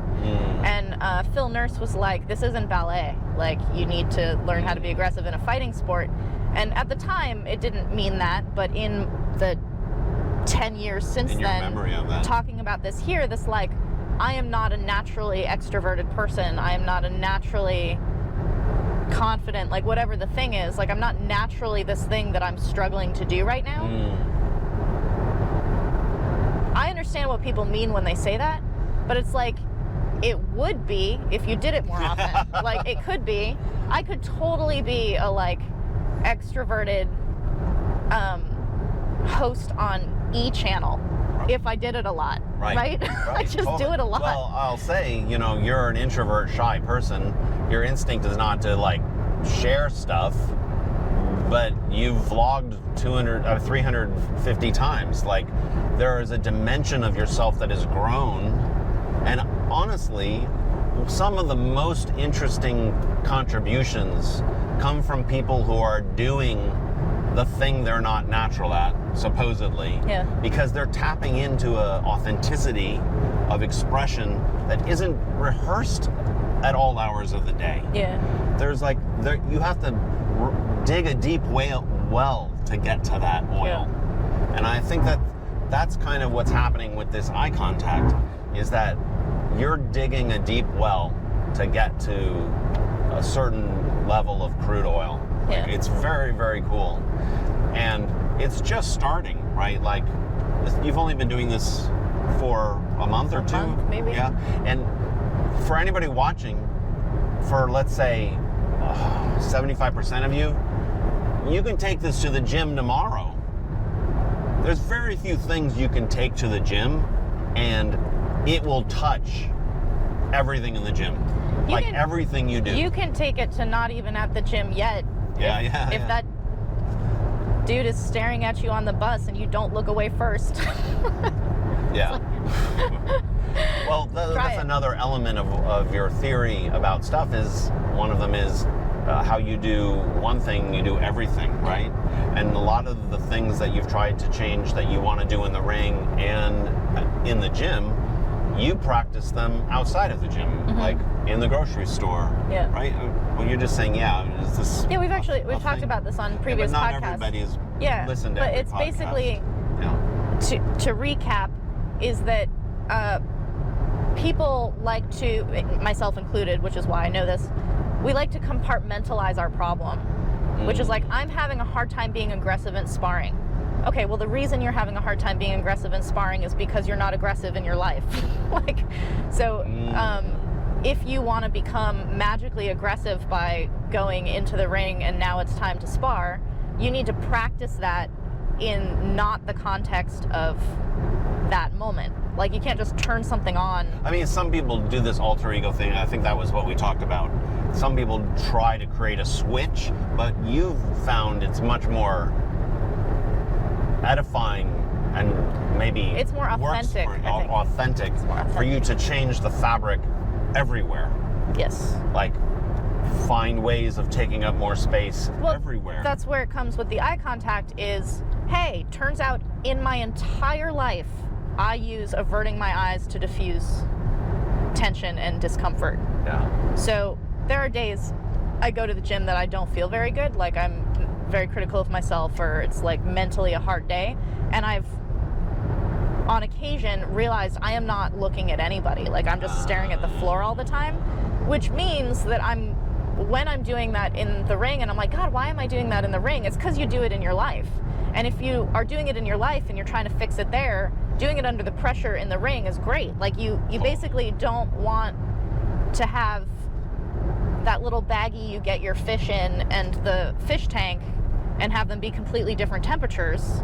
You're going to shock the fish. You have to be consistent in who you're trying to be. I didn't even know what you were talking about for a second. I'm like, baggy fish? You're like, I remember winning the goldfish at the fair. Right? Yeah. Very good. Very, very good. Okay, I think we nailed that one. Another great subject. Nailed it. Done with that. Let's take the credit. Credit taken. Never have to talk about anything Don't have to do another great topic again. Okay. Don't even have to talk about that ever again. Okay, let's stop this. Let's see what we're doing. Fine. Are we rolling? Now we're rolling. Okay. What were we talking about? Kevin's favorite subject. Oh, yes. Sylvie's like 80th This favorite has subject. been a subject that I've wanted to talk about for a long time because I find it fascinating. And every time I'm like, should we talk about this? Sylvie's like, I don't know. So I'm going to be spearheading this one. Yes. But you're going to chime in with really interesting observations Totally. and experiences. Yes. I'm going to footnote the shit out of this. Totally. All right. All right. I'll just say what the topic. Are you giggling already? Yeah, go. The topic is Muay Khao as a preferred fighting style of Western women, especially in Thailand. This is really fascinating to me because, one, we're huge... Well, tell people what Muay Khao is for people who don't follow me. Okay. We're a huge advocate for, celebrator of, documenter of Muay Khao, the Muay Khao fighting style. Muay Khao fighting style is knee fighting. It's often contrasted to Muay Thai fighting, which is like artful fighting. It favors forward aggression, relentless cardio, constant pressure. It can be with knees and clinch, but it can also, Muay Khao can also describe like a forward fighting puncher sometimes, if it carries the same kind of relentless turning energy. In a nutshell, if it's being contrasted with Femur, you said that Femur is artful. I think Muay Khao can be very artful. I think that the contrast between the two is Muay Khao is engage, engage, engage, and Femur is disengage, disengage, disengage, like stay back. No, not entirely. It's disengage so that when the Muay Femur fighter does engage, there's a distinct and notable moment. Pop, yeah. Whereas in Muay Khao, there is a kind of more relentless energy that overcomes the opponent over time, right? There's so much to talk about, and it's really not, we're not going to go too deep into that.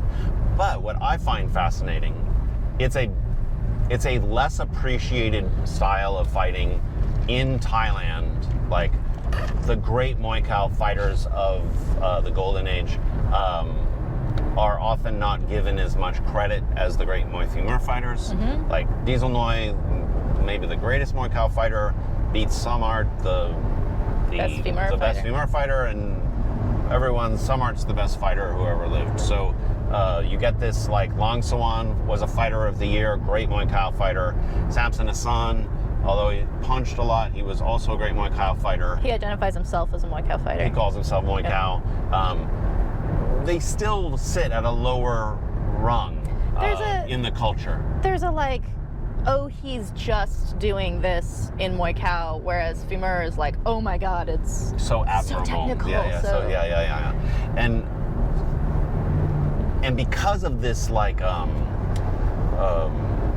second-class citizen quality, we spent a lot of time not only documenting the great techniques and studying the great techniques of legends in the past, but also you're a Muay Khao fighter. You embody the Muay Khao style, and you're interested in the artful dimensions of Muay Khao fighting. There's so many ways to fight that way.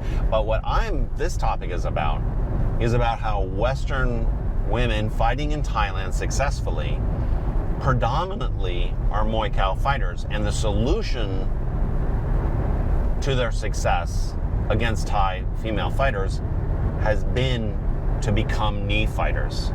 And what it means is the part of the heritage, the future heritage of the Muay Khao fighting style resides in Western women. Like, Western women are embodying this second-class citizen of a style that has many of the techniques of the Muay Khao fighting style are being lost to contemporary Muay Thai. And yes, we're preserving them in the Muay Thai library that patrons can study, but it's actually living on in Western female fighters, which is incredible. This is part of my intuition that actually female fighters play an important role in the preservation of Thai tradition and technique. There are a couple of things to this. One, you have to point out that it is our observational belief that there's less Muay Khao among Thai female fighters than there is. Let's paint the picture a little bit. Male fighters. Yes. Thai female fighters, partly because of traditional concepts of Thai femininity, right? Tend to want to move towards more artful fighting, right? Muay female fighting likes to produce a stylistic effect. And there's almost a feeling, like, among the highest Muay female fighters, that there's almost a feminine quality, like, to not be absurd about it, but, like, some art has this dancerly quality to them, right? And so it's a very natural gravitation for Thai female fighters to kind of develop a more artful performance. Yeah. Also, Muay female fighters tend to also not train as hard as Muay Khao fighters. But you don't have to be, like, hardened. Yeah, you don't have to be hardened. You can, because Muay female fighting is about managing the space and not engaging. You tend to become very good at trying to manage energy. Yeah, and conserve energy. And you can be, like, non-muscular, strong, willowy. And matter of fact, if you are willowy and you're able to control a fight, you look like a magician. Like, so, for instance, Diesel Noi is very tall and thin and fucking Muay Khao, like, amazing. Yeah, but he's the opposite. All right. Okay, yes, go. What? You're just countering me for no reason. No. Like, I'm saying it's Samrak is a perfect example of a floppy, non-muscular, handsome, pretty boy, right? Who just kind of, like, wiggles his way around the ring in this magic act. Completely controlling. Totally controlling everything that happens in it. Yeah. And so a Thai female fighter who's not particularly muscular, now things are changing. Thai women are starting to move towards muscularity more, but in a more traditional sense of Thai femininity, you could stay willowy and also express yourself as a fighter. And so a lot of Thai female fighters are drawn to that kind of style. The mortal enemy of Muay Thai is Muay Khao. And so Western women, because they're physically strong.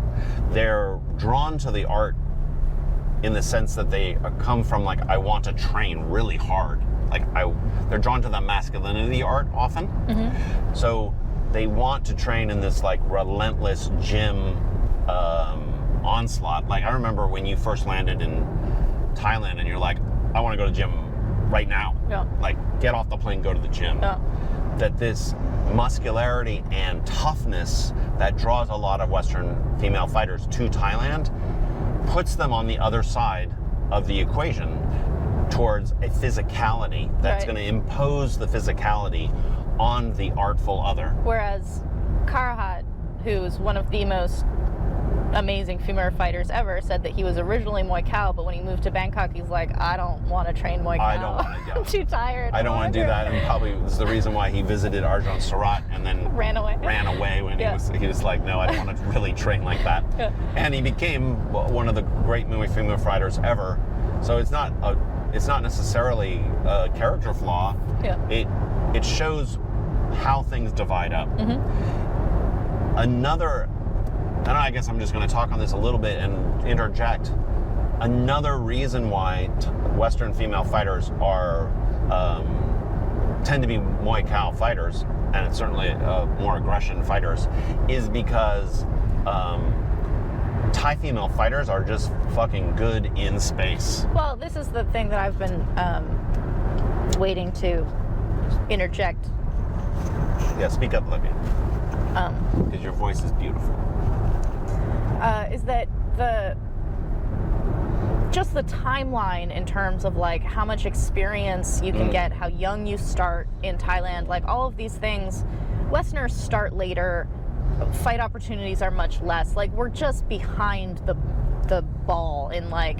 Well, Thai female fighters start 8 years old, They can, 10 years yeah. old, 12 years old, 14-year-old. But so You started when you were 24. So yeah. Out-arting the artfulness of a dancer who's been dancing since she was 5. Yeah. When you started when you were 18, it's not that you're not talented, it's not that you're not good, it's not that you don't love it. You just do not have the time, investment, and experience to make that fluidity. Well, it's not even stand the against. time. It's also like when you're introduced to something as a kid, you take it in to yourself Totally. at a very different level than if you start it when you're an adult. It's like learning a language when you're 3 years old, Yeah. 5 years old, as opposed to learning it in college when you're 24. Totally, you can be very fluent, Yes. but the like way in which you speak is not going to be quite like a native speaker. Yeah. But so last night when I was talking to Fanny after her fight, Fanny is not Muay Khao. Fanny is fumeur. She fought a fighter who had a very similar style to hers, and it ended up coming down to the clinch. And I was laughing during the fight and after the fight, saying to Fanny, "It's so funny you tell me you don't like to clinch, that this came down to the clinch." And she was like, "I knew I could not out fumeur her, so I had to go to the clinch." Yes. Like I could not, even though we have similar styles, I don't win on that. Like Yes. Yeah. it's again, Sylvie's gonna make comparisons, right? All right. So Kevin and I watch a lot of MasterChef Australia. Oh yeah. So you only have a few ingredients, right? If everyone is making chicken, Yeah. you have to make the best chicken. Well, If everyone's making chicken and you're like, nope, I'm gonna make the duck, chocolate cake, baby. white chocolate velouté. No chocolate cake. If yours is not trying to outdo the exact same thing of everyone else, Yes. you don't have to, it's not direct comparison anymore. Yes, and so there's a natural like predator-prey balance in the deep tradition of Muay. People pretend that Muay Femur was like the only Muay Thai, and then now Muay Khao or clinch fighting is this sudden incursion. No, Muay Khao and Muay Femur fighters have been like at each other's throat as natural balance from the beginning, and that Won Sun Chai loved putting them opposite each other. That because you bring out the both, it's the matador and the bull, and so because of the natural superiority of early learning, and also maybe even cultural feminine constructs, Thai female fighters generally are going to own the artful they're going to be the matador. Yep. And because of other aspects of female Western fighters, there's things like in the West, we learn that fighting aggressively is a positive. It's not necessarily a positive in Thai scoring, but it's in our cultural DNA to see forward aggression as a positive control over a fight. Yeah. So taking the position of the bull is natural to do. So female Western fighters are going to train really hard in a kind of like uber masculine concept. They're going to favor aggression just culturally. So being the bull is going to be the thing. They're also, as you're saying, they're not going to try to out-artful the artful one. It's hard. We watched a fight last night that was so exciting and so good that was a much smaller, evasive... Two Thai female fighters. The littler one was 15 years old. She kicked going backwards so well, but she was totally the matador, like 100% the matador. And then Nong Earn was her name. And then her opponent, Posam, was taller, forward knee fighter, good at, like, in the first few rounds, good at catching her and abusing her in the ropes, which is totally great for Muay Khao style.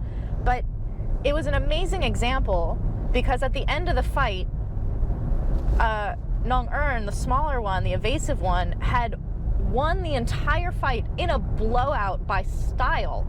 Like, if you were counting points, she lost on points.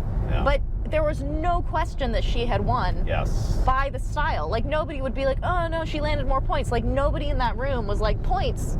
Everyone was like, no, that was clearly... Is a very, and you can see it on the live stream. We'll link that. We're going to put up the copy of the live stream.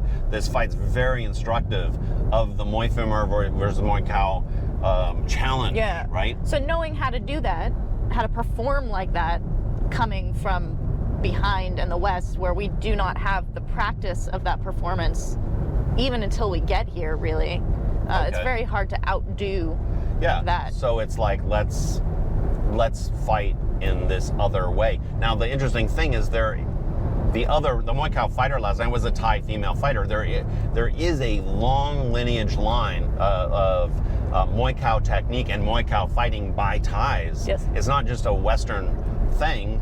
There's actually a tradition of techniques, which is we work to preserve it and study it, but you're taking the position of the second-class citizen in a certain regard, but you're doing it almost, you have to do it necessarily. And I was thinking to myself, think of successful Western female fighters in the country.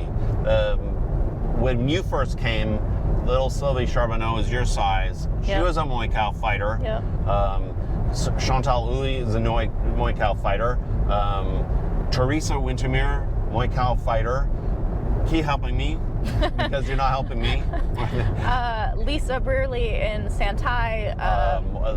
Sandra Godvik now. Sandra in Muay Khao fighter. Who else are we thinking about? Almost everyone we could name as we were thinking of people who've had a lot of success here. That stayed in the country for a while. Yeah. And the reason and then there's another component on this which does not apply to you or to Teresa, but female Hong Tong. Oh, Maggie. Maggie's Muay Khao fighter. And I'm not connecting this point to Maggie, but she popped in my head. But just by body size, Western female fighters also tend to be physically larger than their Thai counterpart. Yep. So if you come to Thailand and you're a larger, physically larger fighter, it's hard to find opponents that are Thai. So when you do find them, there'll be a size mismatch. Yeah.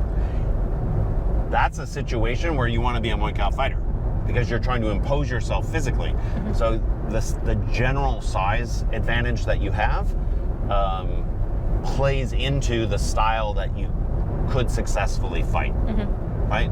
So what I kind of want to talk about a little bit on the technical aspect of it, because you are actually really small compared to your Thai opponents.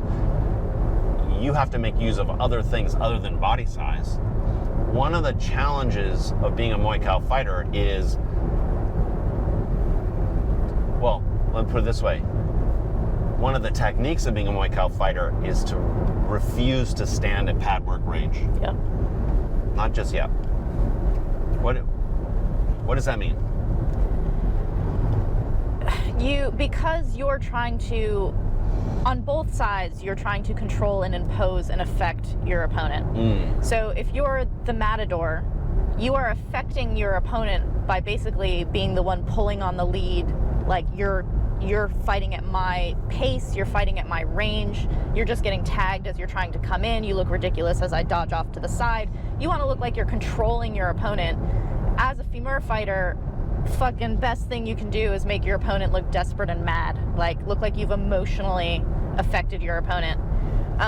As the forward fight, as the Muay Khao fighter, you want the, I'm just slipping away from you all the time to suddenly feel, to look like to the judges and to the audience, holy shit, I'm trying to get away from you. Like, I'm just trying to tread water here. You're running, basically. And so if you stay too far away from your backwards fighting opponent, you look like you're being pulled. Like it looks like the leash is being brought this way. Whereas if there's a bend in the leash, you're now closing in on them. Like it's not, the tension is different. That's a very good note. I'm good at these. You are today. kind of good. I'm going to give you a little, like the gold medal Point. and you don't ever have to be good at it again. Never again. I'll just wear it like a pin, like the perfect attendance award. Yes. I was absent the day I got a perfect attendance award in middle school. When you were a kid? Yeah. Did someone accept the award for you? I can't remember.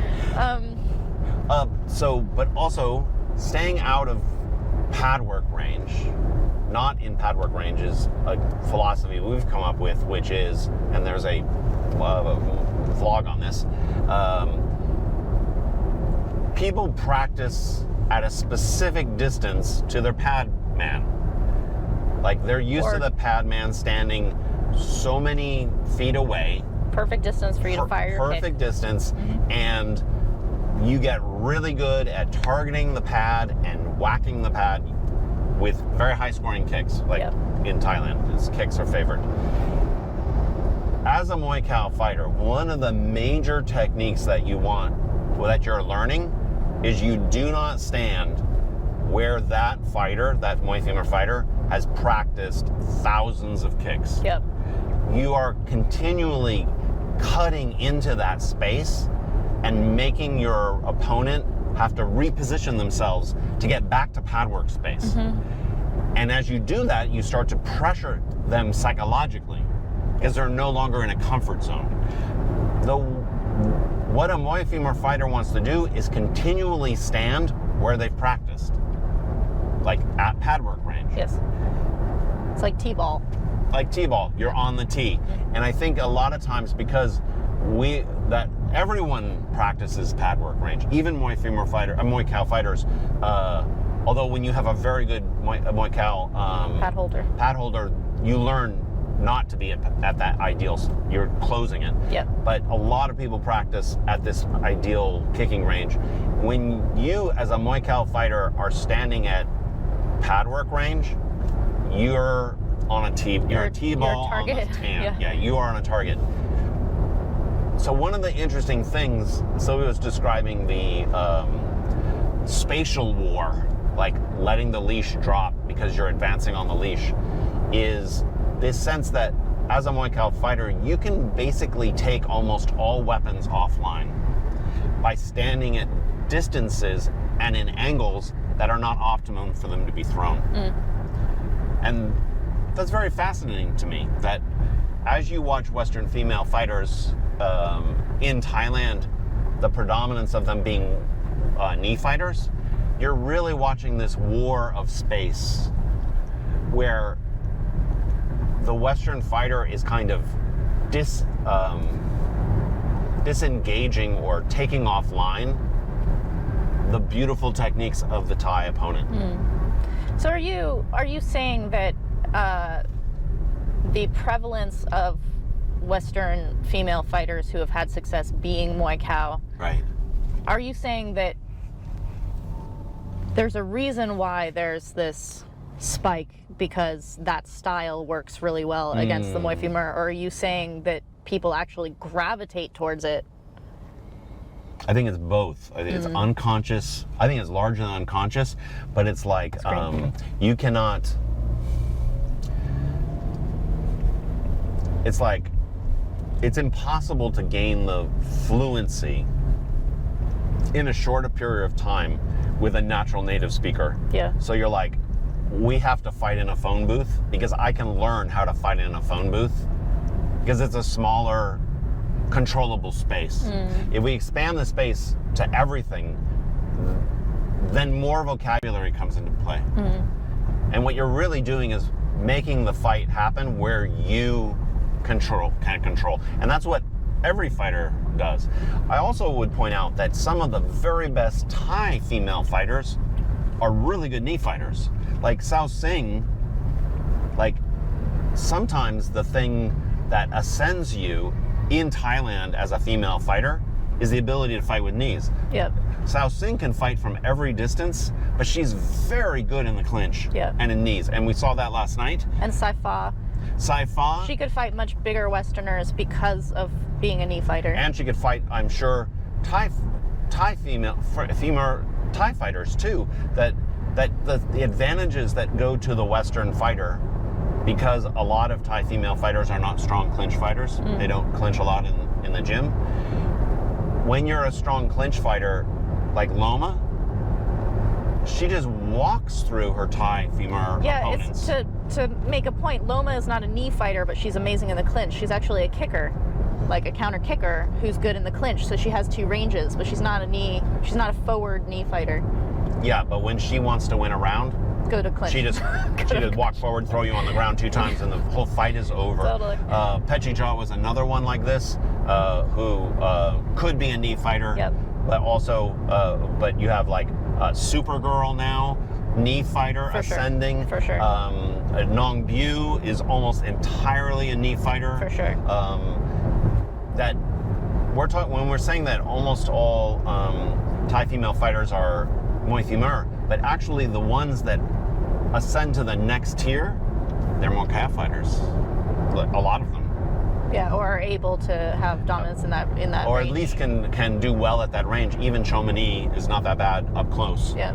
Even though she's a Muay Femur fighter. Yeah. So there's a natural kind of like advantage for female fighting in the Muay Khao style. And I'm kind of excited by what you're doing, because now you're demonstrating to pretty much all of Thailand that a small-bodied, like a lot of times knee fighters are thought of as tall and long. You're so much smaller than your Thai opponents, like 10, 15 pounds, that I wonder if I've seen a difference in Chiang Mai female fighting, that since you've been fighting there so much, the Thai female fighters in general have gotten better in the clinch. The clinch has gotten way They've better. gotten way better. They used to not even know how to lock. Yeah. And now they all can lock. Yeah, I think Sylvie Charbonneau, who you mentioned as the first having come before me and being a knee fighter, I think she was amazing in the clinch and was a puncher, less than knees. But it's the same where like she was before me, and the way to dominate in the clinch has become more difficult. Like I've had to change. Even within my own time period of fighting in Chiang Mai, I've had to change a lot in my own clinch. 100%. And I think you've stimulated an increase of vocabulary, close range vocabulary, in the Thai female scene. I swear no one knew how to lock their arms, how to lock on a clinch fighter, and now we see it all the time, like in Chiang Mai. Yeah, I don't remember. I remember Mung Sing Jiu, the first time I fought her, and she's not from Chiang Mai, but she came up to Chiang Mai to fight me. She had a lock, and it was like, I'd never felt that before, so I just had no idea what to do, and she just killed me. Absolutely, but she came from the south. Yeah. She come from a different zone, and like I said, but she's another Thai female fighter who could fight at close range. Yep.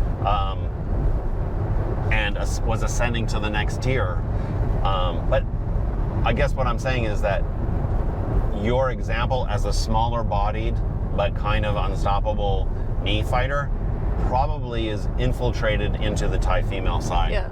And they're much better up close. Yeah. They're not just taking distance anymore. That's kind of cool. She's from Singbury. She's not from the South. She was Southern champion, but we misunderstood that way back when. Yeah, we didn't know. She's actually Sessing's cousin. So. Oh, that's right. Yeah. We're rolling. Okay, we're rolling again. New topic. I don't know if it's because of the beauty of your Muay or what, but you've recently been getting a lot of questions on different of your social media platforms to talk about your Muay or your Y Crew Muay. What does it mean? More interestingly, people have also asked, what does it mean to you? Mm-hmm. It's a really interesting. There's no fighting sport that I know of, or even art, that possesses this ceremonial aspect to start the fighting. So it's something that is special to Muay Thai, and I think actually helps define Muay Thai as it's an important, maybe irreplaceable part as Muay Thai starts getting pulled towards kickboxing style things. And anytime the Muay is kind of removed from a promotion, it feels bad. Yeah. Right? You've performed your Muay or version of it over 240 times, 245 times now. So it's something you're very close to, but you also are kind of a little bit aggravated by the question, what does it mean? Maybe a little bit like how, what do your sakyant mean? So yeah, maybe jump in on this. I don't even like the what does your tattoo mean? Even Western tattoos. I don't like that question. Yeah. Well, your Muay came from Master K. Master K was your very first Muay Thai teacher. Do you want to start there? Or do you want to start with why I don't like the what does it mean in the comparison? I don't know. You sound like you didn't even want to talk about that. Well, Go ahead. One of the things that makes me shy away from or not want to answer such a big question is that one, I don't think that I can speak completely authoritatively in an encyclopedic, this is where it comes from and this is what each of the movements mean, because there's actually a huge variety of Muay that have become more homogenous over time. They don't exist anymore, though. You'll see them, I think, like in Superbank's very long Muay, he's probably taking from older, because he's telling an entire story. Okay. So, in special performance Muay, you'll see stuff that probably used unique to be more, elements, that used to be more, unique, I think. Well, maybe let's skip through why you're uncomfortable answering. Let's go towards why. Okay, disclaimer, I can talk about what the Muay means to me and where I learned mine, but I can't speak authoritatively on what is the Muay and what does each thing mean. It, from what I've read, came about as partially a way to warm up and partially a way to feel around the actual ground that you were going to be fighting on. So there's a symmetry to it where you actually go all the way around everything, so you could find where there were pock marks in the dirt or a root or rocks, which sounds really archaic, but if you go fight in the provinces, sometimes the rings are a little wonky and they might have little dents in them, so this part is actually still quite I think they just made helpful. That part up, actually. They may have, and one of the cool things. Made that part up. One of the cool things about Muay Thai and Thailand, is that the lore and the facts are totally braided. Yeah. And Thais believe them both very strongly. And they don't. It doesn't really matter. It does not matter. Yeah. But first, let's say there are two parts of the Y Crew Muay. The Y Crew is the part where you're paying respect to your teachers. It's where you bow 3 times. Right? Yeah. And then the Muay is the dance, the ceremonial dance performance that follows that. Right. So when people are like, what's the Y Crew? Why? I thought it's called Muay.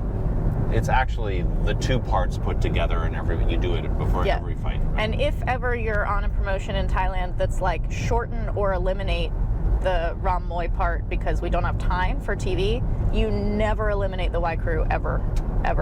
That part is always, there's always time to seal the ring, and there's always time to do the Y crew. So how about let's just walk through your Ram Muay, your Y crew Ram Muay. So my Ram Muay comes from my very first trainer, Master Khao, who, when I started training with him, was about to turn 70. He's now in his 80s. So what I learned from him was from when he was in his 20s, when he was a fighter. So it's very old. It's like time capsule. So like, is that like 1950s or 60s? I'm not bad. I'm bad with math. So the 60s maybe? He came to America in the 70s and moved to New Jersey the year I was born in the 80s. So he was probably fighting in the 1960s, which is early 60s. Pretty far back. Yeah. That's like not that long after. And he learned it from his uncle, so it's older that way too. Totally. Which is very cool to have in you the lineage. A lineage of Ram Muay that does not exist anymore in Thailand. And it's recognizably old or different. I cannot tell you how many times I've been doing my Ram Muay and the announcer in Thai says "my kamara," which in Thai means like unusual. It's not a criticism.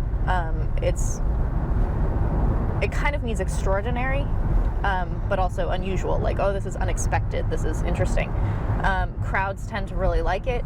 Mine is an abridged version of Master K's, probably because when he came to America and was teaching his students, he abridged it. He abridged it because to an American audience you can't do a 5-minute Ram Muay, but two, he said he forgot some of it. Yeah. And so it just became like this kind of abridged version. Which is interesting because traditions and antiquity or old things survive in a fragmented fashion. But interestingly, I've also augmented it. So what I do is not purely what Master K taught me. It's like how you have the Monkan that came from your lineage, but then you add little pieces that you tie on, or you put a new amulet on it, or you put these. So I've actually augmented the Ram Muay. So there are elements that don't come from Master K. Those are circling the ring 3 times after closing off the ring. Wait, let's not talk about... I thought you wanted to go step by step. Yeah, but not... We'll talk about what's not his and what's ours. What is your Ram Muay? Like, literally walk us through it. You don't want me to say as I go in order which parts are his and which parts are not? You can, but don't go out of order. Okay. In order, when I circle 3 times, which is how you start. Well, first you go to the steps. Oh, okay. Right. So we're going like even outside of the ring. That's why I was confused. Okay. So first you go to the steps. You don't put your Monkan on as a woman because you have to go under the rope, but you do the part of having your trainer kind of hold the Monkan and say something. Sometimes outside of the ring they'll do this, and then they do it again when you're in the ring. But there's a moment where you're connecting to your trainer or the head of the gym or whoever's going to be doing your Monkan, and you actually want to step out of your shoes when you do that if you're wearing sandals. Outside of the ring. Outside of the ring. Okay. Then you get to the corner where there are the little stairs. I bend down. I say some kata that I learned from my Sakyan Ajahn P. Bankating. A kata is like a series of syllables that are a protective spell, more or less. In Pali or something? It's in Pali Sanskrit, but it would be like saying a prayer before you get in the ring. Very similar to the way that people cross themselves before getting in. So I bend down, I say the kata, and then I put my hand on the ground to get some dust or dirt on the glove, and I rub that in my hair, which is old. This comes from this humbling yourself and acknowledging that you are part of the earth and dirt and not like I'm some god getting in the ring, which is very not Western for how people pump themselves up to get into the ring. Not Mike Tyson. Not Mike Tyson. Then you get in. As a woman, you go under. Right now, we'll see how that goes. Don't just skip by that, just because there's some people that don't understand. There are supposed protective amulets or powers that protect everyone in the ring. There are spirits of the ring this is also who you're talking to when you bend down and you're like, I'm about to get in the ring. You're letting them know you're about to get into the ring and asking them to protect you and to let you in, basically. So those spirits and the protections and maybe amulets that are around are the reason that male fighters go over the top rope, because they're wearing their Mongkon, and so nothing should go over that. And so they go over. But because, and this is not Buddhist, because women theoretically menstruate, by going over those amulets or over those protections, the fact of menstruation is damaging to the powers that are there. And so women go under for exactly the reason that you want nothing passing over your head. Women have to go under the very bottom so that our fact of menstruation does not go over the protective amulet. To illustrate how irrational this is, we've watched an infant almost handed over a top rope in a family gym, and they're like, holy shit, we almost put the female over the rope. Right? Wasn't that the case of Song Weon? It was. He's an idiot, but also when the baby was being, I think, passed over or through the ropes, I'm not sure which, he was like, what gender is that baby? Like, he had to ask. He's a little bit of an extravagant fellow, but I'm saying that the mentality or the logic of this branch of thinking is kind of irrational in a lot of ways. And while it is maintained and guarded and practiced, if you ask a large number of people who practice this where that belief comes from or specifically what it is, they may not be able to tell you what that is. And Khao, legendary fighter, didn't believe me. He did not believe you when you told him that you had to go under the bottom. He's like, who told you that? That's a horrible he thing thought to you were being tricked into doing this. So it's a nebulous, persistent tradition, right? We can move past that, but so you go under the bottom rope. So you go under the bottom rope, and then I stand in my corner, and whoever the VIP important person is doing the Mongkon will then put the Mongkon on.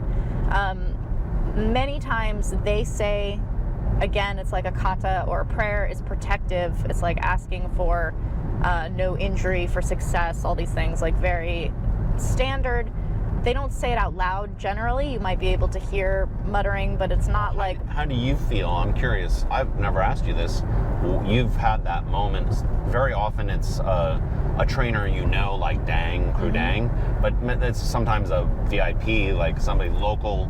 It's an honorific thing. Yeah, so what do you feel? When I fought for my northern belt against Fa Chang Rai, they had a local mayor or something. Okay.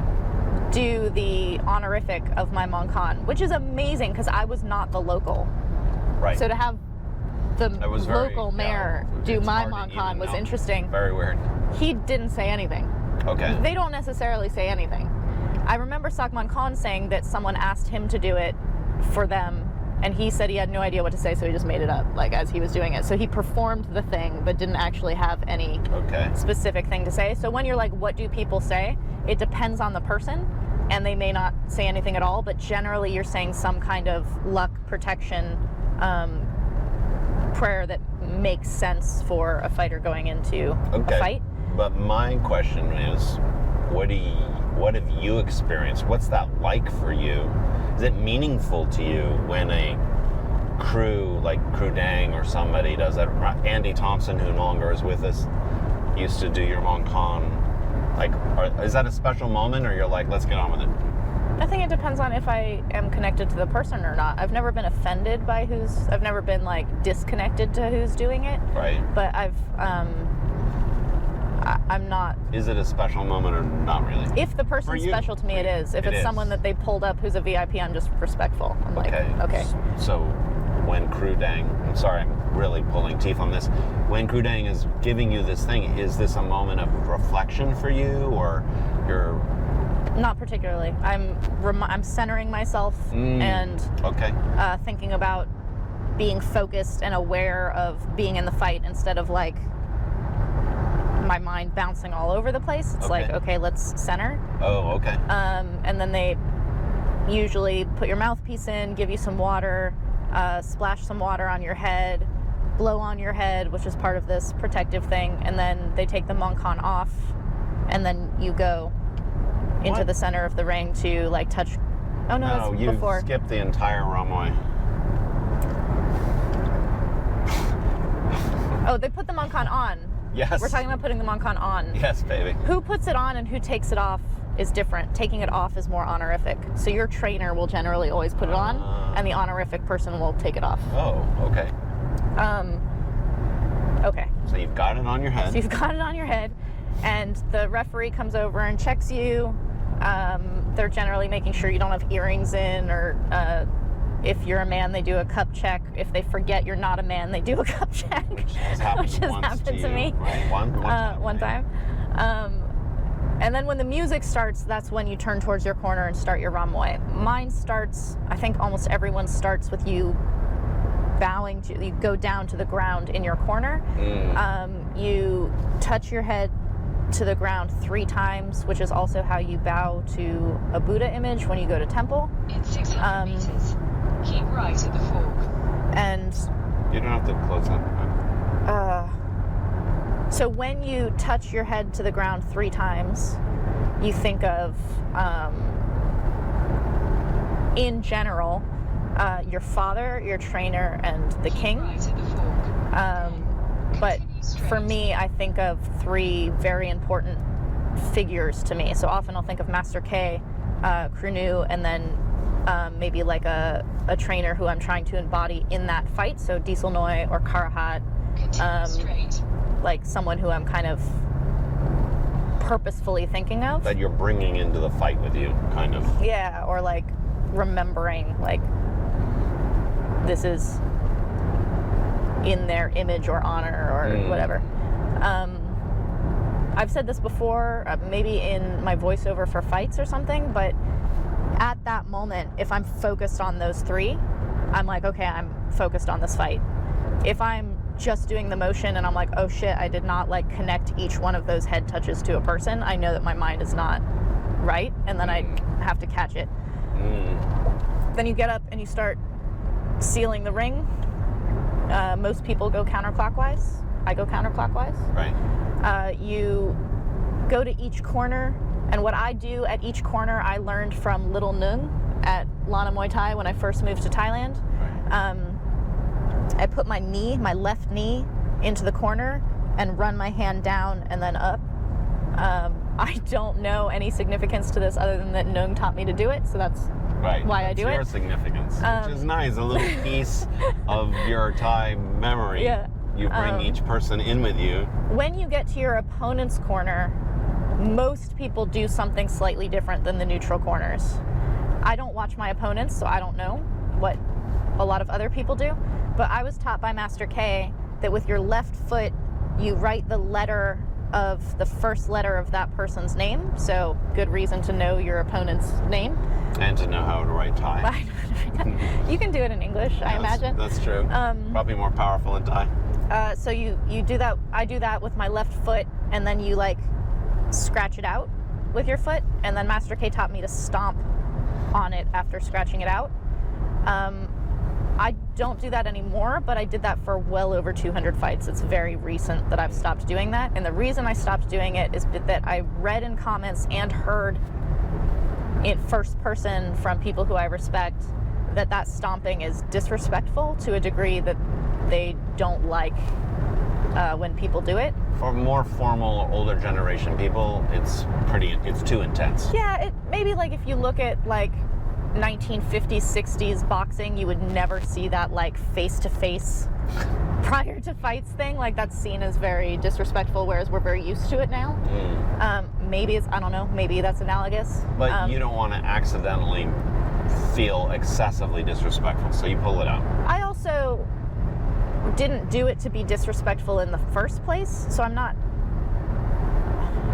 not attached to that movement other than that Master K taught me to do it, and Master K may have taught me to do it as an overly aggressive thing because of who he is. Yeah, but you also are writing someone's name and then effacing them. I mean, it's clearly not a love letter. Yeah, no, it's a little bit black magic-y, and I Yeah. think that because I have so many sakyant, that part actually sticks in people's eyes when I do it. So you finish sealing the ring, and this next part I learned again from Nung at Lana, who was like 14 at the time that he taught me this, that as you're finishing sealing the ring, you come off and circle the center 3 times. I was never taught by Master K to do any kind of circling before bowing to the corner. When I was taught by Nung, he said that it was a northern thing, and it symbolizes the Changput, which is an albino elephant. These elephants were ridden by a king over the mountains into Lana, and then he became the king of Lana. So it's this kind of like historical piece significant to Lana, which is northern Thailand culture and history. And that's where I was fighting out of. And so this was taught to me as you do the 3 circles, because he did 3 circles around the mountains with these elephants. Then I get on my knees and face my corner, because Master K taught me that you're actually supposed to face the direction you were born in. But if you don't know where that is when you're in the ring, just face your own corner. And I don't know directions ever. So then when I've gotten on my knees after doing that circling, this is the Y crew part, where you go down and you bow 3 times again. The way I was taught to do these bows, you'll see people do them differently. Some people do the like hand down and then they like come up like this. I bring my head down, then hands come to the lap, and then they go up like this. If you watch like movies that are time period old movies in Ayutthaya for Thai culture, the way that you wide to the king was the thing that I'm doing with my hands that was taught to me by Master K. I learned that on my own. He didn't explain that to me at all. So you do that 3 times, and then you go left, right, and center with this kind of like beautiful bird wing turn of the arms. Right, and that's Garuda, right? Or we assume. We assume it's Garuda. Usually, and who's the vehicle of Vishnu? He's a giant bird. And a lot of the movements that you see in Muay come from the Ramayana, which is basically like this epic poem creation story. And so I can't say for certain which movements are what, but you'll see people who shoot arrows into the corner. It's Vishnu. It's Vishnu. The Garuda thing, you'll see people do this with their arms as they like go across the ropes. That's Garuda. My thing, I'm supposed to put my foot up and like wave my foot while I'm doing my arms, and I don't have the coordination for it, so I've never quite done it that way. I cut it out. So you go left, right, center, then you get up. I get up on one knee and kind of do a similar motion with the arms again, still the bird thing. And Master K says you clear the sky like this, and then you come back with the arm and shoot through. And then at the end of that, I added this Rahu eating the sun. I want to ask you a little bit about this. Like Rahu is a sakyant you have on your chest. Very kind of transgressive when you got it. It's very like it's still transgressive. Putting like a cannon on your chest in terms of like magical power. He's a demon of chaos, protector of Buddhism, but also a very kind of darker figure. What inspired you to add a prominent, iconic movement, like a movement like that, to change your Muay? Or was it just kind of like, I want the meditative focus? The thing about sakyant, to me, are that they're a constant mental and visual reminder of powers, qualities, characteristics, and life trajectory foci that you want. So to bring it to a more mundane example, wearing a cross does not make you a good Christian, but it reminds you of things that you find valuable and ways that you want to behave and act and things that you want to embody. It's like a centering of a kind. Yeah, so it's a tattoo of that rather than a amulet. Amulets do the same thing, but tattoos don't come off. So when I first got my tigers on my back, there was kind of this like, I don't know if I or you, depending on who's talking, deserve that. It's a very powerful, influential, like heavy duty to wear. Right. And my feeling on it is you earn it. Right. Like you get it and it reminds you and you earn it. You live Constantly. The way that we're talking about Goggins, like you don't get the badge and then you're done. Yeah. There's no like, now I've achieved having earned these tigers. I will always, when I'm a crickety old lady, still be earning the, not the right, but the responsibility to that. And so Rahu is this very intense figure. My giant chess piece is a very intense figure. And when I get in the ring, I have, again, kata and like chants that I say that are speaking to Rahu. Right. And so I already had within my mind thinking of asking Rahu to infuse my Muay with righteous destruction, which I took from Zippy, that language I took from Zippy. Right. And I was already thinking it, and so I'm like, hey, all of these movements are supposed to mean something. Let's make that visual. And how did you choose the like actual movements of surrounding the sun and then eating the sun that? I have no idea. Rahu eats the sun and the moon, so this like you created a symmetry. This consumption of like, bah. If you see any image of Rahu, he's like, bah, eating this giant globe. And so that was just like, if you're gonna pantomime a thing, what does that look like? Like if you're gonna be a monkey, you're gonna Hanuman and I jump around. I want to say, and I don't know if it's the case, but I watched you do this Rahu eating of the sun. You love this. And there was a kid who was like 12 years old in the corner of your opponent, and his jaw dropped. He knew exactly what it was. I don't even know if he knew, but whatever he saw, he was like, holy fuck, I've never seen that. Yeah. And if it was an accurate capturing of the Rahu symbology, that's pretty amazing. Yeah. If that's the case. So I do that in two directions, and then you stand up facing your opponent's corner, and you turn back. No, I'm facing my own corner. I stand up facing my own corner, and I turn back to my opponent's corner and give 3 nods like this. That usually gets a little bit of a like stir from the crowd. Okay. I think it's a little bit of a like, I'm coming to get you thing that's recognizable to a generation of Thai men in the audience. And then I do a big motion to turn towards my opponent's corner. So you've done this little like nod, I'm coming to get you, and then you spin around to come and get them. And this was something that Master K made a big deal about for my first 50 fights, was where my elbows were when I was doing the executioner, because they weren't like linear enough, which meant that the silhouette didn't look right to him. Right. But I zigzag in galloping to like basically quarter off my like opponent's corner. Almost, huh? It's awesome when my opponent's Ramoi is shorter than mine and they're in their corner. They get quite intimidated by it. They get a little bit hemmed in. When they're not there, it's still kind of cool, but it's not the same. It's the same as like wiping out their name in the corner, as you're doing something to the corner rather than them.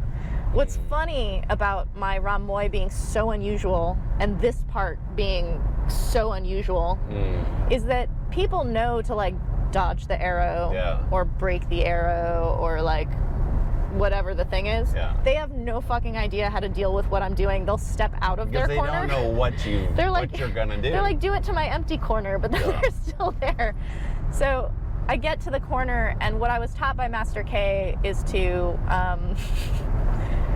flip off inside my glove the opponent's corner and then bow to it, I which thought there was an executioner strike. I added that. Oh, you added that. So I have never once done the flip off ever in any of my fights. I think even when Master K was teaching it to me, I wouldn't do it in front of him because it would be flipping off him. And I'm sure he didn't do that when he did it in Thailand. I'm sure he added that when he came to America. Yeah, his embellishment. But so what I do when I get to the end is something that I stole from a movie called Kun Chang Kun Pan, which is a very famous Thai epic poem. And at the very end of it, this poor woman is executed, and the executioner does the like creeping that I have in my Ram Muay, that I knew it was a hunter when Right. it was taught to be my Master K. Right. But when I saw it in that film, I went, that's my Ram Muay. Like, I didn't know what that was. Right.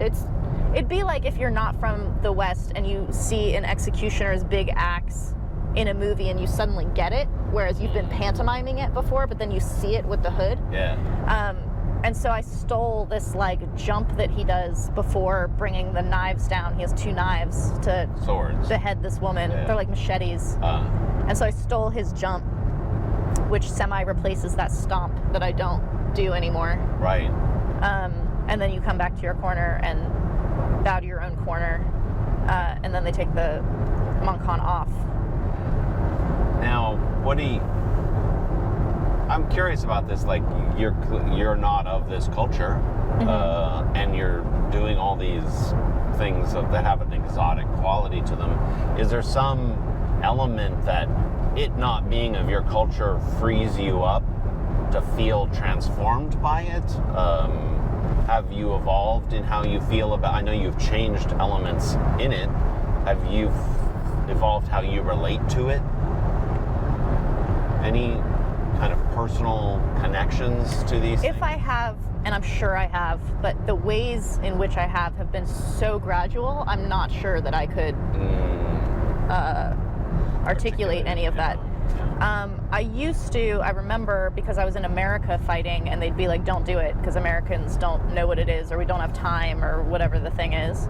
I got very mad because I knew that it was important to me to honor Master K, that it was important to do before the fight. This was a promotion, like before we moved to Thailand. Yeah, this was in America. Yeah. And so I would kind of do this like fuck you abridged version of it, like get a little bit of it in just to make the point. And I think that the more I did it and the more fluid I became and adding elements, it's something that has always and will always connect me to Master K. I think of him every single time I do it. But I think that my actual experience of, from very early on, not wanting to mess it up, knowing that I'm not very smooth in it, like all of these things, it becomes part of the ritual process of starting. It's like, how have you changed wrapping your hands? I don't know. Like, it has changed, but it's like part of the whole process. There are fighters who do very elaborate, very beautiful Ram Muay. Fa Chang Rai has a really beautiful one. Pet Dapi has a gorgeous Ram Muay. Jomkwan, who I just fought, had a really nice Ram Muay. And then there are fighters who don't do one at all. And this can mean that they haven't learned one yet because they're where they've been fighting or they're inexperienced, or they just start leaving it out of like laziness kind of thing. It's funny because in the like lore of the Ram Muay, there's the like warming up and like feeling out the ground thing that I talked about, but there's also this like intimidating your opponent. There is a degree to which that works. If I see that my opponent has a really practiced, beautiful Ram Muay, I'm like, huh. She's done that a lot. She's done that a lot. And it's not a like precision. And isn't there It's a a, kind like- of thing inside of it too? Like when you guys are both doing your circles that you can kind of be in each other's way. Totally. It's who goes down to their knees first. What is that? Explain Some that to people me. will keep circling to not be the first one to go to their knees. Oh. And you can kind of do this pissing contest thing where as your opponent... We're going. So we had a battery failure, so we're not exactly sure where we left off, so we're just gonna like jump back in time a little bit. If we repeat ourselves or there's a gap, well, we're just working with how we got. So I how was far back saying do we wanna that do? I was saying that there are these tiny moments of The pissing domination contest, right? and like submitting to and giving way to that take place in the ring that you would never suspect. I was talking about how being the first one to go to your knees to bow to the corner. So this is when your opponent is doing her Ramoy and you're doing yours, right? It's after sealing the ring, so it's when Right. you're first starting. And then as you're doing the Ramoy, there are times that you might be running into each other and it's who's going to give way to the other person kind of thing. And something that I only realized, I was saying maybe 30 fights ago, Which is incredible. You've fought over 200 times and you realized something. was you come to the center of the ring and you touch gloves as the referee is telling you don't foul, break when I say break, blah, blah, blah, all these things. There's a thing that Thais do that I did not know was happening, and so I was submitting to it all the time because I had Right. no idea, Right. which was putting your especially left glove, but both gloves slightly over your opponent's gloves. So you've got your hands hand to hand like patty You're cake, like touching gloves, right? and they're like, my hand's a little over. Right. And I saw this like 30 fights ago.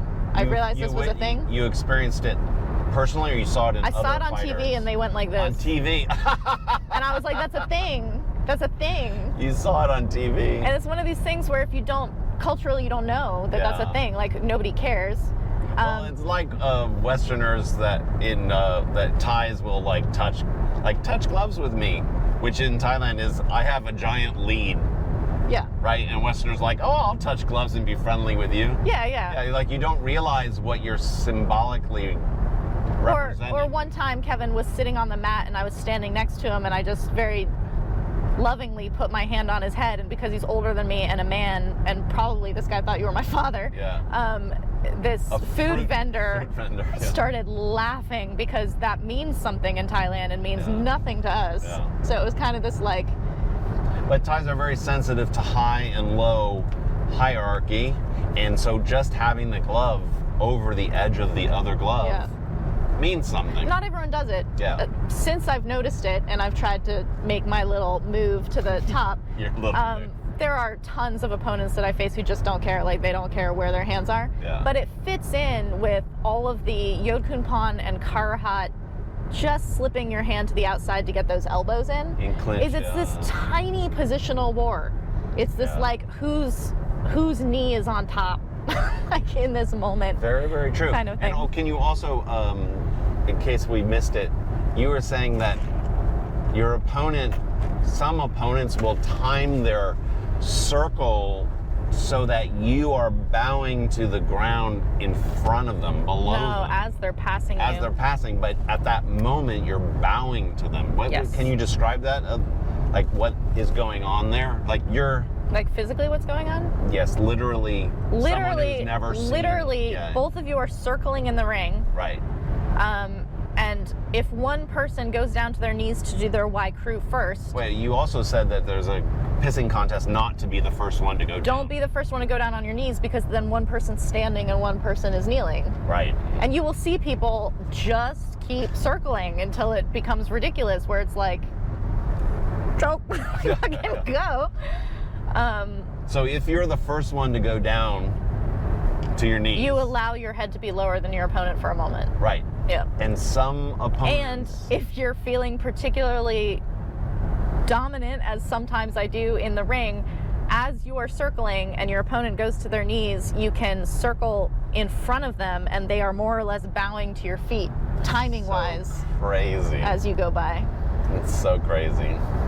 It's incredible. Yeah. So these are like little tricks, and then of the symbolism of it. One of the things that I find, we don't know this for a fact, but we've read and assume that there was much greater variety in Ramoy in Thailand 40 years ago, and that your Ramoy used to communicate your school, your Like your lineage, lineage, where you're from, basically. yeah. And so there was a big modernization of Muay Thai at the time, Muay Baran, when the railroads built in the early 1900s, connected gyms in Isan and in the south to Bangkok. Yeah. So suddenly you had fighters coming to Bangkok to fight in rings, and they would be bringing their Muay Thai, which was different. Yeah, Like the and schools were different. probably TV, where now you're seeing fights in Bangkok and you're watching people on TV doing Ram Muays this way and that way, and you might even steal from it a You bit. feel like you're countering what I'm just saying that there becomes this like Or, melting okay, as, well, as people. I want to not go to that. I'm saying what has been lost probably is great diversity in Ram Muay. And now, maybe because of television, but Ram Muay have become incredibly homogenized. Yeah. You would think there would be still variety. I'm shocked at how much singular repetition there is in Ram Muay figuration. I think it's also not taught the same way it used to be. Yes. Now we were talking before this started. Angie, who was the first presenting trans fighter to fight at Lumpini, she was not super experienced when she went and fought at Lumpini, and when she was just starting to fight in real stadia, she had been fighting like at the bar where people don't do a Ram Muay. And some festivals, this kind of thing. She had to learn one because she was graduating to a more formal, more real, authentic stage, not Lumpini, but like literally just to stadium Muay Thai, local to Pattaya. She had to learn a Ram Muay. And she wanted to kind of, what's the word, reference Nong Tum, who was the first Katoi to fight at Lumpini, although at the time Nong Tum was fighting at Lumpini, she was not presenting as Katoi at all. But a fighter she idolized. And is a good friend of hers now, but like totally your idol. Like I want to do the same thing as my idol. She just went online and watched a bunch of Nong Tum's fights and like learned Nong Tum's Ram Muay and abridged it, and then abridged it further from that to adjust to what was appropriate for the fights she was doing. But that's not how you learned the Ram Muay before, ever. Like that's... Well, we like to romanticize maybe the Ram Muay. In many gyms, it's like, let the little kids teach you, like whatever. Well, that was like, the thing with Nung at Lana teaching me. He's just a kid. Was like the grunt teaches, like go hold pads for the younger one, go teach the Ram Muay to the younger one. And then it was, to me, it's kind of interesting because Tae Win, who's a very fancy, very not normal, you want to talk not my Tamara. Yeah. Tae Win is very strange for a Thai person. He's very dramatic, very performative, has beautiful like performance Baran elements of teaching in Muay Thai. He wanted to change my Ram Muay and he wanted to add things to it to make it really beautiful, and I totally resisted him on it. And it's interesting that I've added from Nung and from myself because I was like no to what he wanted to add to it. Yeah, but I guess you're going in this other direction talking about Tae Win. Generally, it's not like that. Like, Pinu would be not like, I want to perfect your Ram Muay. No, never. He'd to be one like, of his students. He'd be like, Nick, go teach them whatever, like the littlest kid. I think that Ram Muay really, in Thailand itself, in almost all situations, is not a big deal. Like a big traditional deal, which is probably why it's become so homogenized.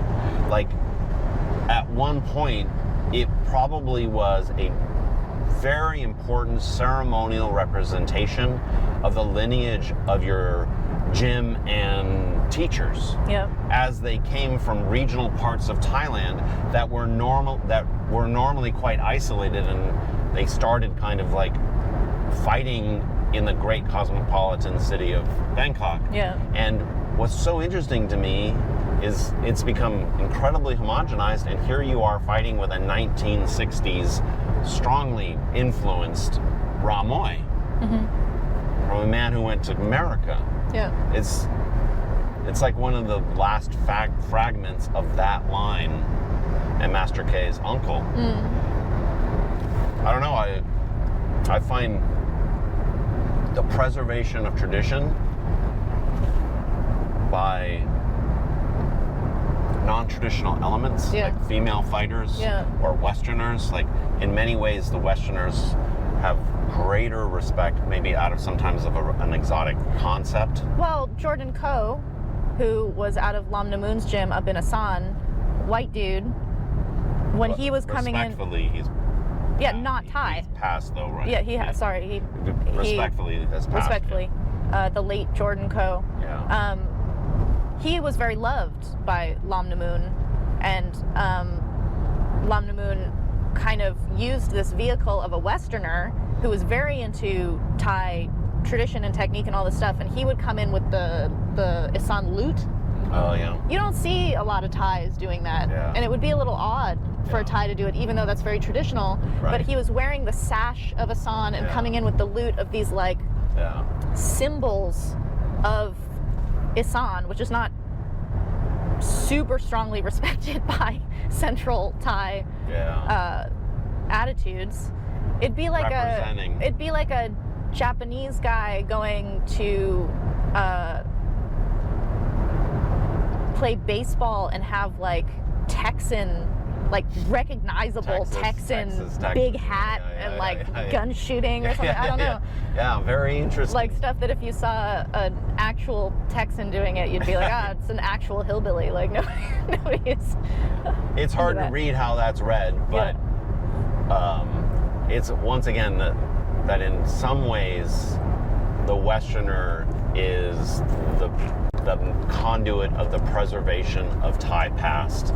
That when you get things like Samart saying that Muay Thai will be in the hands of the West, what he's really saying is that contemporary Thai society is uninterested in the heritage of the sport. Yeah. And the ones that are passionate are Westerners. Yeah. And I don't know, so we have to appreciate that even though we bring in a kind of exotic, maybe even a colonialist concept, that it's valued by Thais in some ways. Yeah. Yeah. Yeah. So I think we answered that question. Let's put a stop on this and start another one. Rolling. Rolling. Okay, next topic. This one is a little bit technique oriented. Also, we normally try to do one. We're kind of doing two.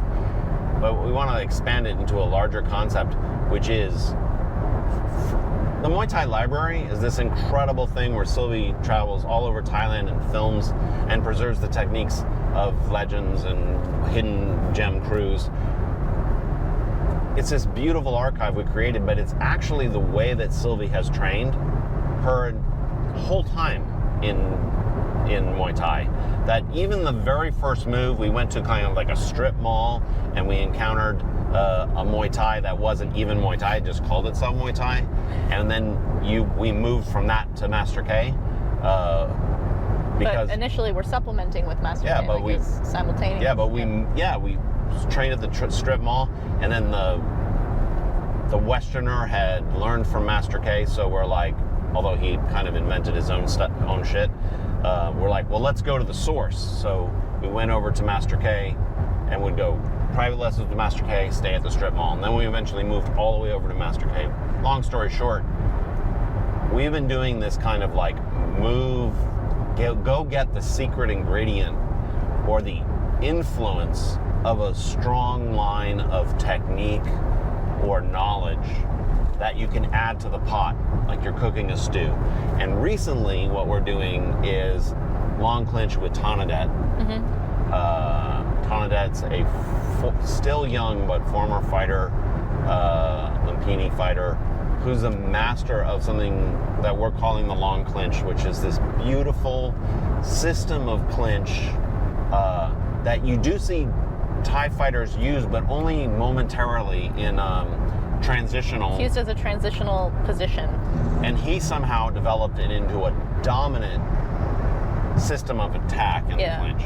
And it looks like nothing else. And you can see our session in the library. It'll be linked in the description if you want to go check that out. But what are you laughing about? I'm laughing because it's like all metal bands have that like wah wah on the guitar, but then you have the band that makes an entire sound out of the like wah wah, like screeching guitar or whatever. That's him. Totally. And so what we're doing is we filmed our session with him. Sylvie actually knew him from years before when he was a kid, before he went out and became a Lumpini fighter. So every time we come up to Chiang Mai and Sylvie fights a fight, the next day, often, right, you'll go and train with him, and we kind of want to add this dimension to your clinch vocabulary. You've been doing long clinch assortedly for a long time, actually. Yeah. But we're like, let's make this a fucking like flavor of your clinch. So maybe can you talk a little bit about that process, and I don't know, what do we hope happens out of all this training with long clinch? I don't know. There's a degree to which you see something cool and you steal it, right? Exactly. You're like, that was cool, I'm gonna steal it. Totally. But then there are things that you're like, I stole it, but it's not right. Like, this goes deep kind of thing. Like, I don't just want to imitate Karahat's walk. I want to like walk like Karahat, and so you have to like really delve into it. Yeah. And that's the thing with the long clinch is like, if you want it to just be transitional, you can steal it. Quickly, You can do the one little wah wah on your guitar kind of thing. But like the interesting thing about the way that Tanadet uses it, how he makes it like undefeatable. He stays in it and uses it as a lock. It's not a lock. It's a transitional movement, but he turns it into a lock because of it, where his head goes and how he folds his shoulders in. Is that it's like because it's all these pieces, like a combination lock, just locking into place so that it becomes this like safety box, is that you can't steal that.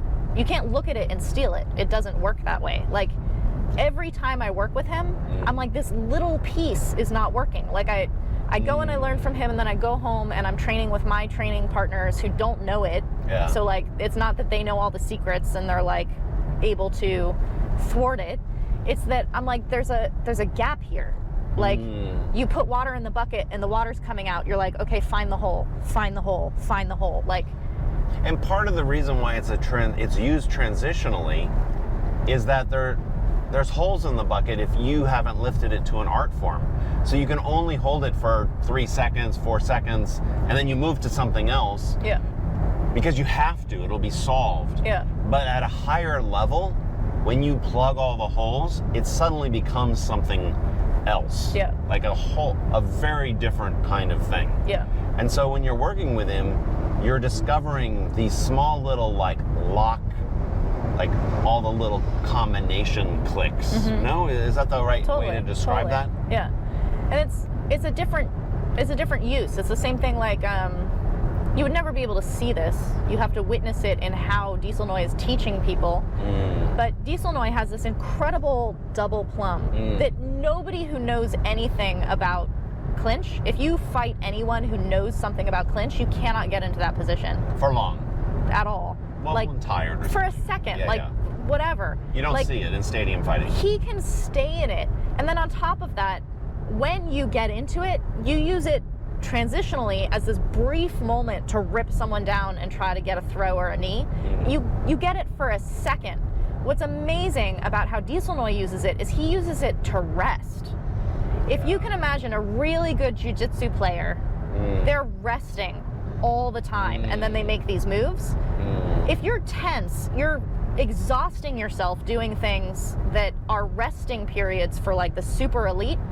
Diesel Noi is resting in this position that you are completely screwed in. Yes. Tanadet is resting. Same thing. It's like the hyena clamps your leg and is like, rest time. Rest time. You're like, fuck. Totally. Teach me that. Like, that's incredible. That's a very good point about it. It is the exact opposite of what you anticipate. Because if you don't know how to use your jaw, you're using all your strength to keep the jaw closed. Yes. Whereas they're like, clamp. Yeah, if you get all the pieces to like lock in like an architectural thing, they all support each other, and then it takes no energy. Yeah. It just, the structure of the body holds it. Yeah. And to learn that takes a lot of time. I saw a very like Instagram popular female fighter training with long clinch nicely, like as part of the transitionary things she was doing, and it was actually kind of cool. I'm like, wow, I'm kind of surprised. I wonder if her trainer taught her that, or she saw it on YouTube and she was grabbing it for herself. But she's not doing anything that Tanadet's doing. It's just a transitional thing. Right. And that's where the difference is like, we're trying to get repeated time in the long clinch so that you can lift it to a holy fuck, right, while you're resting, holy fuck position that can be held. And one of the advantages of long clinch is people do not train it, so they have no idea what the counters are to it. Yeah. Like, what you think is the counter is probably not the counter. Yeah, it's probably not going to work. You're like, I'm drowning. I should probably thrash harder. Totally. Totally. But this was about finding supplementation and like going to. We're talking about long clinch, but we're also talking about taking technique from. Yeah, I guess to open it up to a larger idea, which I don't want to say, like, so many people are dependent on their gyms and their gyms serve them very, very well. But because of where we lived in the beginning, we lived where there were no gyms. And one of the reasons why we put so much stuff online is that we wanted to find quality information and true technique online, and we couldn't find anything like back in the day, like 10 years ago. And because we had no gym, we had to piece things together. And I'm like, as a fighter, one of the things that you've been doing all these years, and I encourage other people maybe to do it, is yes, get your foundation of what your crew is teaching you, or your coach, or your gym style, or the style that you feel that expresses you and that you're drawn to. But then seek somebody out who's really good at something. Yeah. And like, take 3 privates with them. And like, see if you can steal that little piece. And then you bring it into your gym. And this is an interesting thing to me. It's like, you've been working long clinch in your gym, where there is some long clinch actually, but your regular clinch partners are going to eventually learn how to counter it. Yeah. And so then you learn how to counter to the counter. Yeah. And you actually also introduce that technique to your gym mates. Like, they then can steal something, or they get more adept at defending a position that's unusual. And I'm like, I'm encouraging people, fighters, to go think outside of and train outside of the box of whatever's readily available to them. And we did this. We were like, in New York, we were like, let's go train with Khao once a week if we can afford to do so. Or your hands need to get, let's get your hands going a little bit. Let's train with Ray Velez at the time. When we were in Thailand, in Atlanta, a big move we made was you starting to take privates with Nung, who's a former champion boxer. And I'm like, well, what do you say as a fighter? What is that experience like of always adding ingredients? It's just like exposure. It's like how if you have a toddler, you have to expose them to dirt or whatever so that they can build up their immunity. Is that if you're in your gym and you all have the same moves, and then you come in contact with another gym that has all different moves, you have no idea what's going on. Like, if you've never been locked before, you're like, what the fuck is this? And it's funny, I was laughing as you were talking because I've had people contact me who either they're like, my coach just taught me what I saw in your video from this week's patron session or something. So like, people are taking from the videos, which is great because the dissemination is like this. Or there are people who are like, I was struggling in sparring and then I listened to your thing about what you were doing with Karahat, and I tried it, and it worked. It's like Man, I fucking did great. and you take it and you put it here, and you're like, interesting. Now I work with it. There's no, unfortunately, because the breadth and depth of knowledge in the West, through no fault of the West, it's just exposure. You know this much, and things outside of it are like this blind spot. You kind of like, it's not an A defeats B, rock, paper, scissors, where you're like, oh, you can't punch like this because someone will leg kick you. You're like, sure, but if someone leg kicks you, then you do this thing. Like, there's always the next thing to roll with, and so you have to expose yourself to the hole or to the weakness or to the counter in order to not make it an A defeats B, but what Jack Slack calls a trade-off.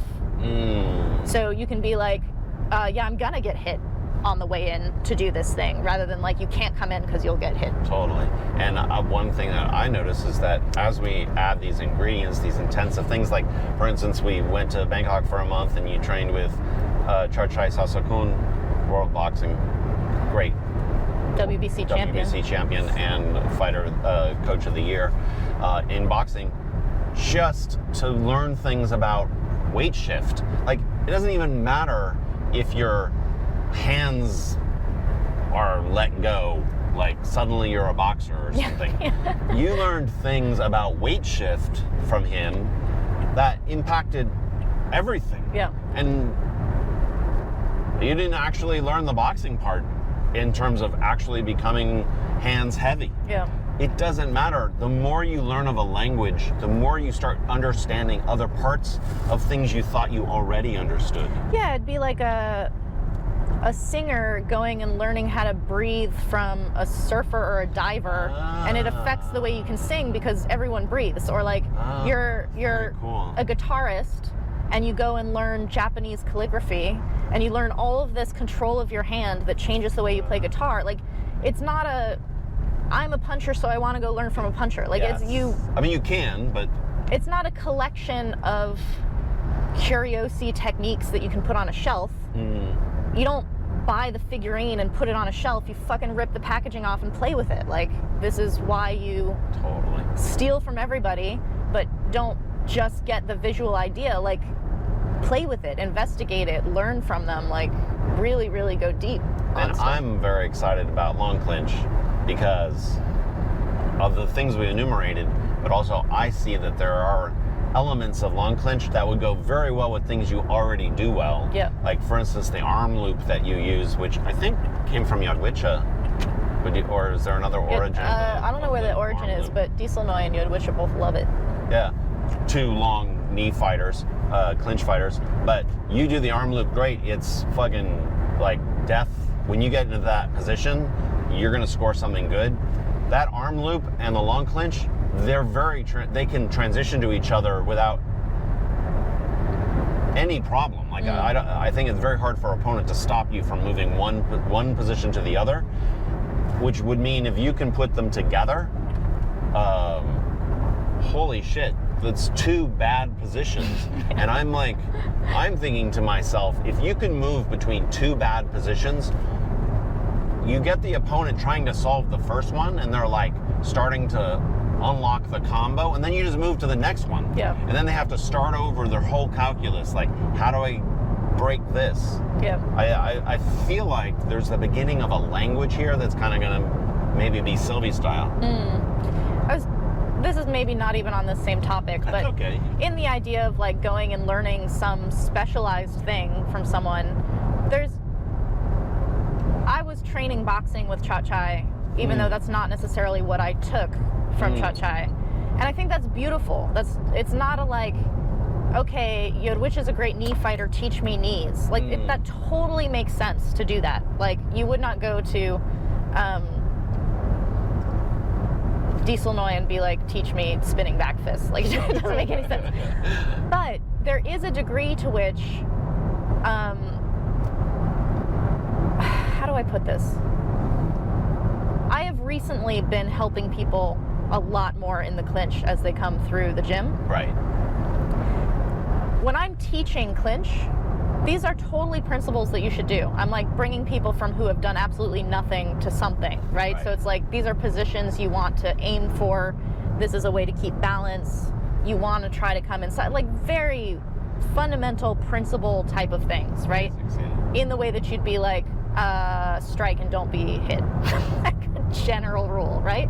Right. But I've noticed the things that I'm teaching are not actually what I do. And it reminded me when I went and first trained with Nam Kabuan, and we were like, teach me some clinch, and he was like, I have no idea, I forget everything, just start moving with me. So we just start moving and all this stuff came back to him. Like if we had been like, teach me clinch, he would not have thrown one body throw. Yeah. But when you clinch with him, all the body throws come out. Okay. So what's interesting about this is if someone came to me and they're like, Sylvie, teach me clinch, I wouldn't be teaching the arm loop, which I use all the time. I wouldn't be teaching the turns that I use all the time. I would be teaching this like elbow here to like keep the space, like this principle type Which is what stuff. you do. You teach that though. I do, but I make mistakes not doing that all the time. Whereas if someone just moved with me, I would go into the things that I like naturally do. So why I'm making this whole thing is if you go to Chart Chai and you're like, teach me boxing so that I can have boxing, it's possible that if you're like, just hold pads for me, what you take from him is something that he would not even know he does or teaches. Like, from just holding not from him because he's incredible, but like, if I'm like, I went to Tonadet and I'm like, clinch with me. Focus on long clinch, teach me long clinch, but now we just clinch together and I can ask him something. See, I disagree. I mean, I understand you have that experience, but you are very well versed in being able to draw out things from somebody. If a low-level student were like, Tonadet, clinch with me, he would just ragdoll them all over the place. Like, there would be no transference of information. Like, I know what you're saying. There's even more to be learned from just moving together, but I think that it's important to convey principles. Like, yeah, I agree. Like that's the things you're teaching people, even if you're not always following your own principles, I think it's good to be teaching those rather than just clinch with Sylvie. I don't know. I'm not saying just go clinch, don't ask for a lesson. I'm missing your point. I'm saying that if you're like teach me English, right? Okay. And people are like, okay, these are some rules of English. And you like, I don't know, maybe this language example is not a good example. I guess the point I'm making, nothing that I'm teaching people is wrong. When it's like, Sylvie, teach me clinch. Right. All of these things are totally good principles that improve their clinch abilities fast. And like, these are all good things that you should do. But the like awareness of what you actually do versus what you're teaching. Like when I first went to Tonadet and was like, teach me the long clinch, he's like, I don't know. Like, go like this. Okay, these are some corrections of what you're doing wrong. But I've learned a great deal about the long clinch in the times that it's less structured because it's constantly filling the bucket with water to find the holes instead of like, I don't know, watching a video or something. Yeah, you're just saying once you learn the principles, you have to now play with them and use them, make them living experiences. Yes. Like, you've got to put the elbow in the collarbone. Okay, now I know that. Now try to put the elbow in the collarbone. Yeah. Like, under duress or under movement, and as I stop you from doing that, or I counter the elbow in the counterbone. Like it's like maybe like language. You learn some principle structures of how language functions, but then you have to speak the language. Yeah. And but I also think it's cool for you to teach people because it actually improves your clinch. Probably you're like, I've gotten a little far away from that principle. I maybe should have my elbow in the collarbone more. Yeah, totally. Right? Like when you teach somebody, you reflect back upon your own habits sometimes. Yeah. Okay, I think that's a good one. Let's move aside.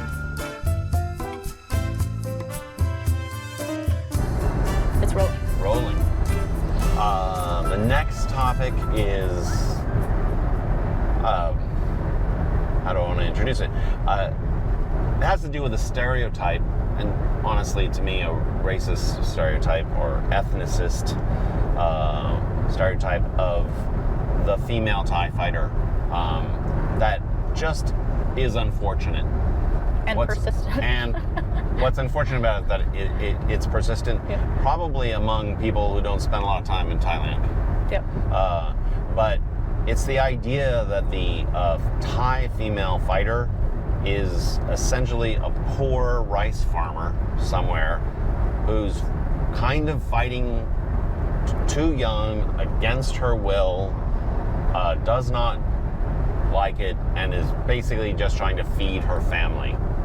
And yes, there is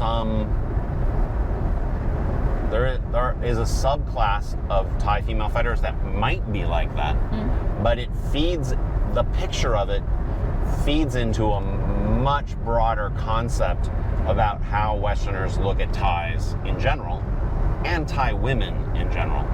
And one of the reasons why I think this picture of what are we calling it? The rice farmer's daughter. Yeah. Which I take from a comment that was put on Instagram. Somebody was trying to dismiss Thai female fighters. Is that yes, there is a projection of the poverty of the Thai female child fighter or young fighter, which comes from an empathy and compassion towards people of less opportunity.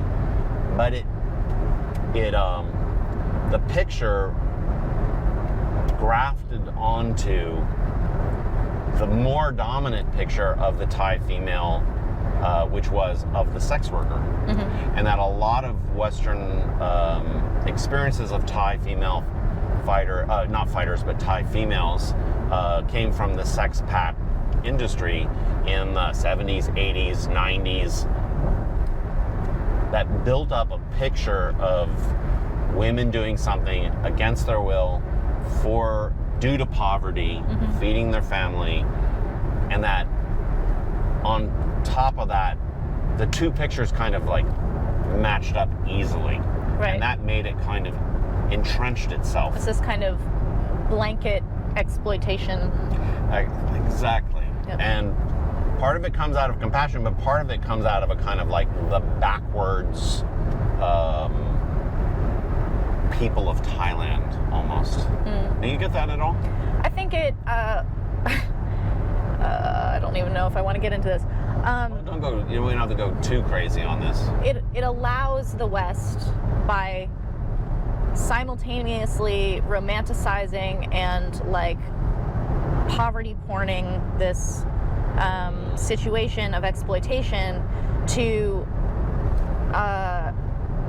position oneself in opposition to the sexpat who's taking advantage of as the like white knight savior, which is also super gross, but is hard to, if you're from that standing position, feel like you're doing anything wrong, because how could you possibly be in the wrong position to want to like save people who are being exploited?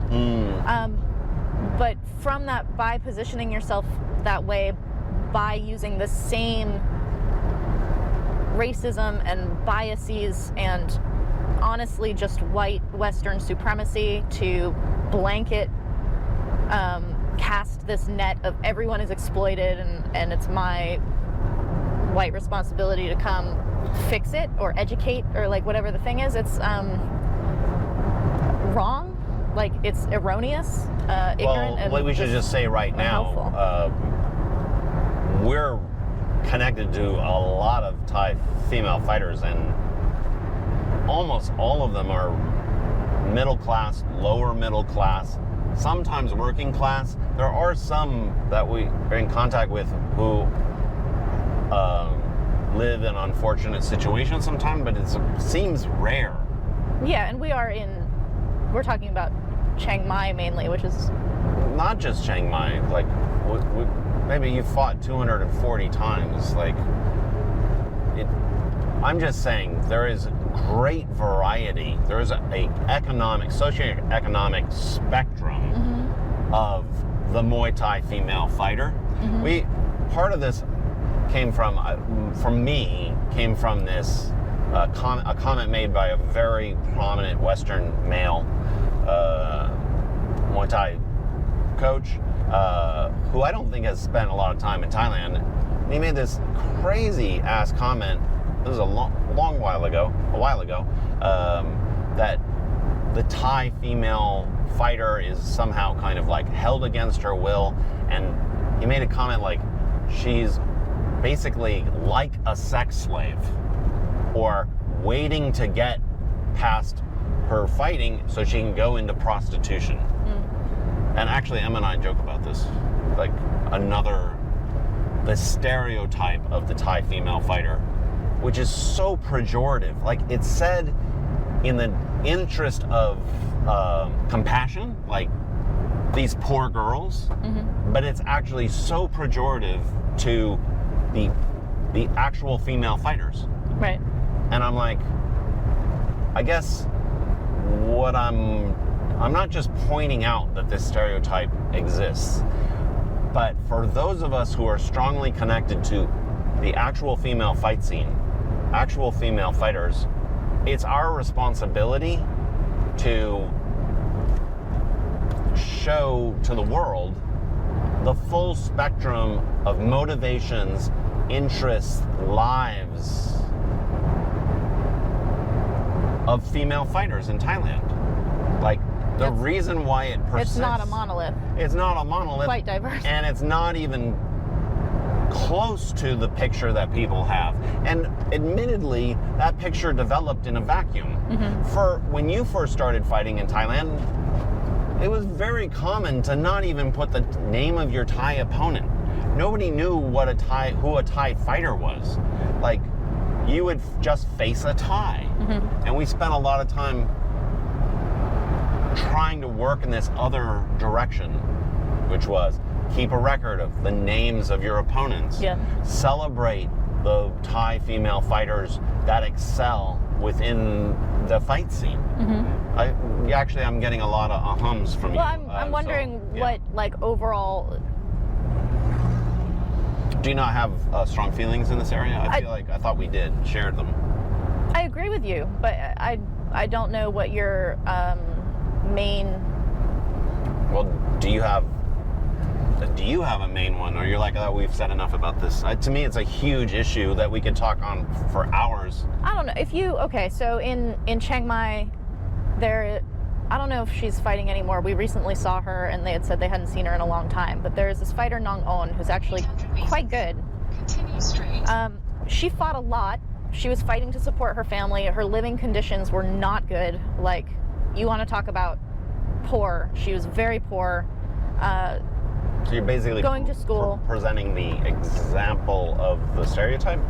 This is what, from the outside, if you don't pay attention, you're just like, rice farmer's daughter, against her will, has no other choices, whatever. She's skilled.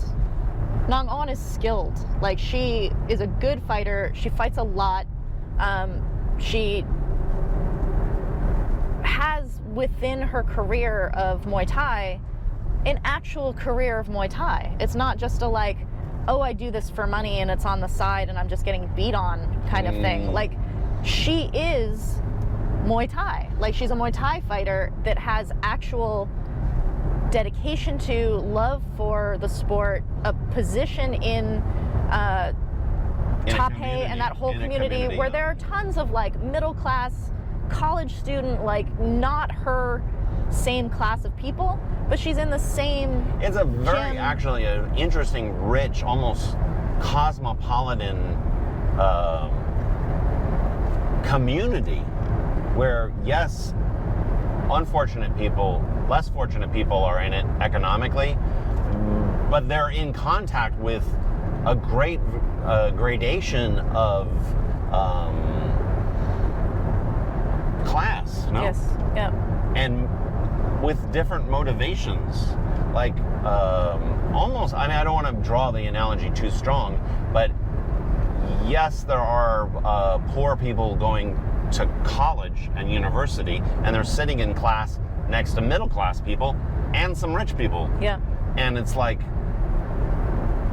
it feels closer to that kind of thing. Yeah. Now we do not fight you do not fight regularly in Isan. We are not. Isan fighting tends to be its own world, side bet driven. Some of the very best fighters come out of Isan, and we're not speaking to that because that's not our experience. You've fought there maybe 20 times or something. We don't know, but the idea is the rice farmer's daughter, unskilled against her will, is like it's a world picture of the unskilled female Thai fighter. Mm-hmm. And that picture goes directly against our own pretty extensive experience of Thai female fighters. Yeah. I don't know, it'd be like seeing a good, pretty well-known college basketball player, African American, and being like, oh, you're from the projects, your hard background. He's like, my dad's a doctor.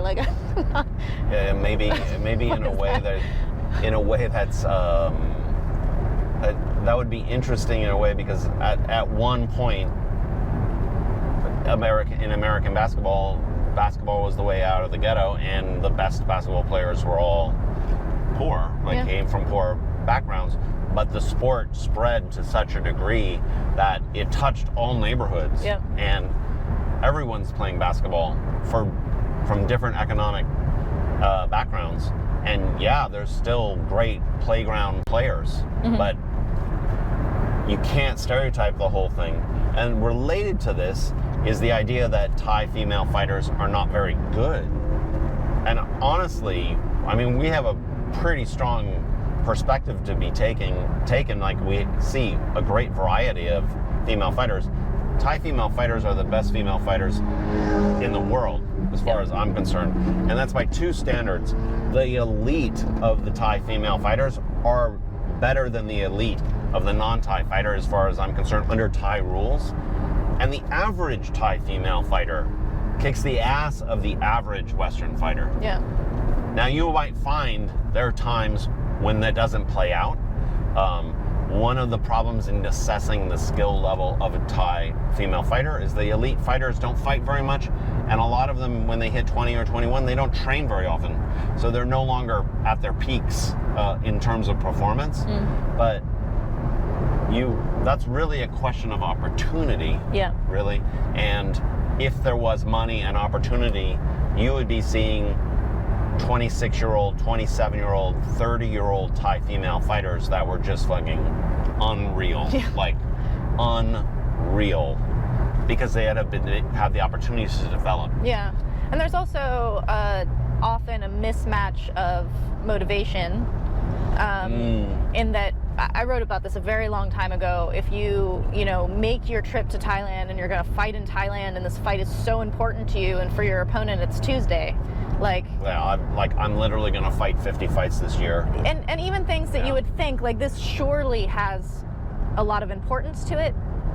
There are a lot of very good Thai female fighters who the interest or their motivation is to travel abroad for the opportunity to fight somewhere else, not necessarily to win that fight. They're trying to win. Yeah. But to go to Japan and lose, but they'll take a mismatch very easily. Is not nearly the same as the I'm gonna get this belt in my hometown. It's not. Yeah, the actual traveling to an event is the victory in a strange way. Yeah. But at times. So what the bottom line is here is I'm like, let's complexify the vision. Yes, if you have great compassion for people locked in poverty or lacking opportunity in their lives, and you're like, they should have more opportunity, they should have more support. Maybe fighting when you're young, you should have a deeper respect for what is being done, and they should be taken care of better. But let's weave it together with the much broader story of Thailand's development and the role that Muay Thai is playing in it, not only in the working poor or the working class or the middle, it's across the board. The female fighters of Thailand have great diversity in them, and let's just try to build out all of their stories. Yeah. Like, it's very dismissive to, even if it's done in a moment of compassion or something, to just reduce a people to a single picture. Yeah. Especially one that is disempowering. Like, it's a picture of them as primarily as victim. Yeah. And I don't know, I think a lot of that's what we're doing. We can skip on, we can go on to the next section, which is the last little bit, where we're going to talk about Fight City. Okay, should we stop it and start it again? What's our battery looking like? I have to check it. It's on 1 bar. Should we switch it for the last one? No, we can keep going. Okay. I think we're okay. Okay. So, Fight City. yeah, how do we want to approach Fight City? This is a project that we're taking on that has no definite goal, but it has to do with what we want to do, and it's related to the stereotypes of the Thai female fighters that Sylvie's part, and regular Western fighters in Chiang Mai are part of an ecosystem of female fighting. And what's beautiful about the Chiang Mai example of Thai female Muay Thai is that it's largely composed of Thais fighting Thais. Like, it's not principally driven by the tourist dollar. Yes, there are tourist dollar expressions of Thais versus Westerners, but it's at its core Thais fighting Thais. Yeah, if you wanted to like put it in a like semi-abstract nutshell, this is happening with or without the Western fighter. Totally. Like, if you removed every Western fighter from Chiang Mai, it would be happening. Yeah. Which means there's a living fabric of Muay Thai culture that is strong and vibrant, and Westerners are kind of folded in on it in a certain way. So we feel like what we really want to do is, in every way possible, strengthen that ecosystem, especially on the Thai side, to celebrate the Thai female fighter, but also give them opportunities so that the fighters they can become and can lead to careers and also to capabilities as fighters that put them on the ascent. Yeah. Like, their careers don't end when they're 16, 17 years old. Yeah. To like bolster the opportunities and the scene itself. Yeah, and so we went last night to a 4-woman tournament-based promotion that's new to Chiang Mai. It was at Loi Kro Ring, and it was like a very high value, production value, televised event. We live streamed it and put commentary on the full live stream. Very star-studded, like good promotion. And the fights were just at a very high level. We'll link them in the description. But part of our attendance and the live stream commentary is we want to bring to life the stories of the Thai female fighters.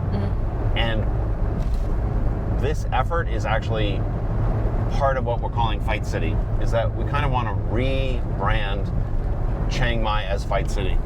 Established 1296. Well, good, just to say what that is. Can't just throw it out. Kevin is working with this.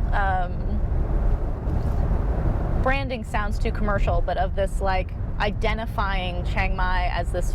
It is the center of female Muay Thai of the world. You want to fight, you go to Chiang Mai. It's happening all the time. It has so many fighters. It has good fighters. Every single night of the week. It has a supported female fight community. Khao Cassette, who is the head of the northern chapter of Muay Siam, which is a huge publication and sanctioning body for Muay Thai in Thailand. It's important.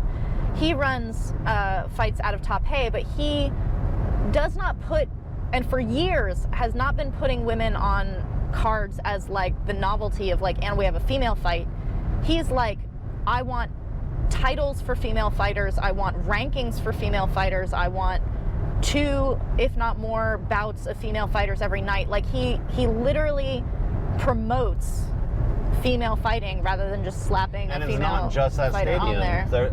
female fights are regularly at Chiang Mai Boxing Stadium, Loy Crow Stadium, the Calais Stadium. Anasaran is what it's called now. Yeah. Yeah, but like it's in the culture of the city itself. Yeah. It's not just one promoter being odd. Yeah. It's in the culture of Chiang Mai itself to celebrate Thai female fighting, and also I guess Western female fighting too. But that's why we're leading on with this concept of Fight City, because it literally is Fight City. It's like almost like a Marvel location spot or something. And so we're going to be doing things to kind of like work towards the building of this awareness, which might be involved through our patron support, might be involved in hiring people to report on and detail the lives of Thai female fighters, or what the Chiang Mai Fight City kind of like life is like for Westerners. Right. The gyms are opening up all the time in Chiang Mai. Like, it's kind of crazy. It's this beautiful blooming of a kind of like commercial but still vital fight space. Yeah. And something that we don't really even know the full consequence of. Chinese fighters are going to start flowing into the city. It's the Chinese tourist destination. Yep. I'm like, once Chinese female fighters start coming in there, it's going to be like a crazy fight scene. So especially we're going to need a bigger boat. Yeah, but especially for smaller bodied fighters. Now, you feel that more than I do. A lot of when Thai women go and fight in China, the Chinese fighters are not super small, but that's because they want to win. Yeah, but as a people, Chinese people are not 6'10". Yeah, it's not like the bigger Westerners coming in. Yeah. Yeah, the general population of Chinese female fighter, when it finally comes, is going to be a stimulating wave of, 110 pound, 115 pound, and we've been aggressive female fighters. We've been witnessing the effect of more middle-class Chinese picking up Muay Thai as like a family fitness. That's going to lead to fighting. That's the crazy which again, thing. It's this like the middle-class presence in fighting. We were at Tanadet's gym, which was just a small like gym out on the outskirts of Chiang Mai, PM gym, and there was a Chinese-speaking family. It looked like there were like for 10 or more. There's 10. A lot. Yeah. How many kids do you think? 10, six kids, all different ages, male and female. They were all there doing their different fitness / pad work stuff. And for a Chinese-speaking family, I'm assuming they're affluent. This is a upper middle class Chinese family who's like, Muay Thai is not a dirty word. Right. And so I don't know, I don't want to go too far on this, but it's part of the vision of the growth of Thai female fighting in Chiang Mai is like, okay, let's not just make this a tourist wave. We have to invest in the Thai female fighter. We're going to probably be putting together the Queens of the North promotion out of Taipei, but also the Inter-Woman tournament that we saw that's going to be trying to broadcast, I think, every week. Inter. That if we build the profiles and also the skill levels, we want to raise the skill level of the Thai female fighter so that they can handle bigger Western opponents that are also skilled, right? I mean, it's one of these things where the injection of more Western female fighters, possibly Chinese fighters, the Western side, we're getting better too as we're coming in. We're more fight motivated. A lot of people, when they were coming to Thailand, when I first came here, they're like, maybe I'll fight. Now they're like, I want a fight every week. I want to fight every month. It's amazing to me that the Westerners are now fighting, taking your lead and like fighting last night, fighting in 3 days. Yeah, so to have that side of it being pumped in, the existing Thai side has to keep up Yes. in terms of motivation, of wanting to get better, of being able to also grow seeing with that they it. have some kind of future, like a career future. Yeah. I think that's where the motivation comes. That's one of the great reasons for these. Sao Sing is the queen bee, and tons of younger Thai female fighters look up to her. To see her on these tournaments, like what we saw last night, where like she is just on fire, representing her skill, her aggression. She's older for a female. She's 23, but she's older for a female fighter. Yeah, right. She's not even hitting her physical prime, and she's For like, all the girls that were at that fight, and all of them who are watching on TV, where they're like, I want to win And the so, tournament. Like, I was speaking to a potential sponsor about what we're trying to do with Fight City, and if you're interested in supporting this, send me a message, and we're gonna do some pretty amazing things. We have some deep plans about this, and it's really about the Thai female fighter. I want there to be 5 Sao Sings in Chiang Mai. yeah. Like, she's not a Chiang Mai fighter. Yes. We got Sao Sing in Fight City as like, yeah, but I want 5 5 Sao Sings that have grown up in Chiang Mai. Totally. Like, the system of the community will produce Sao Sing level. Yes. Like, Sao Sing is a very rare fighter. There's only a few in Thailand, and they almost all came out of the side bet culture, which is withering to some degree. Yeah. Like, we don't even know. There are no Sao Sings at 15 years of age now that we know of. Mm-hmm. And so we kind of have to like build the infrastructure through our support of what's happening in Chiang Mai, and raise the level, the skill level, and the training levels of the Thai female fighters, so it can accommodate the natural growth that's already occurring in the city. yeah. Like, what women from the West are coming like crazy to Yeah. the city. Gyms are opening up. The Chinese fighters are going to be there maybe in about 3 or 4 years. I'm thinking the female fighters will be there.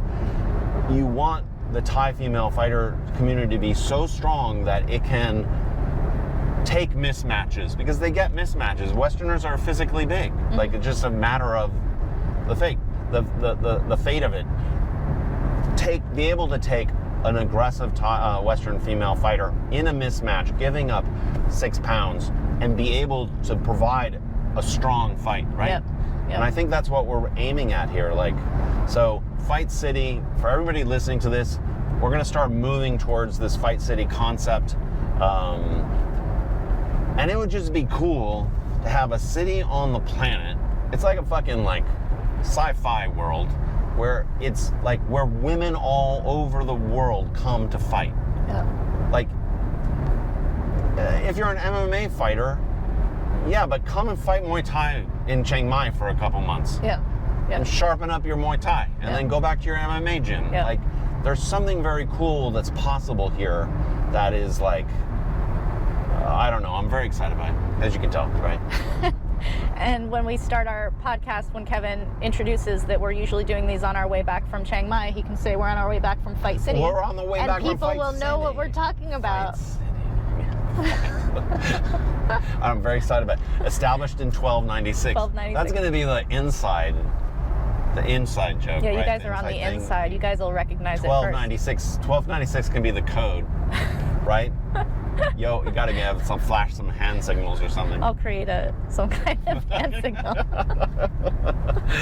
Okay, thank you everybody for being with us on this long trip. Sorry we get a little cracked out because it's a long drive and whatnot. Yeah. If you're interested in the Fight City concept, check out the live stream that we did from the promotion, the Interwomen promotion.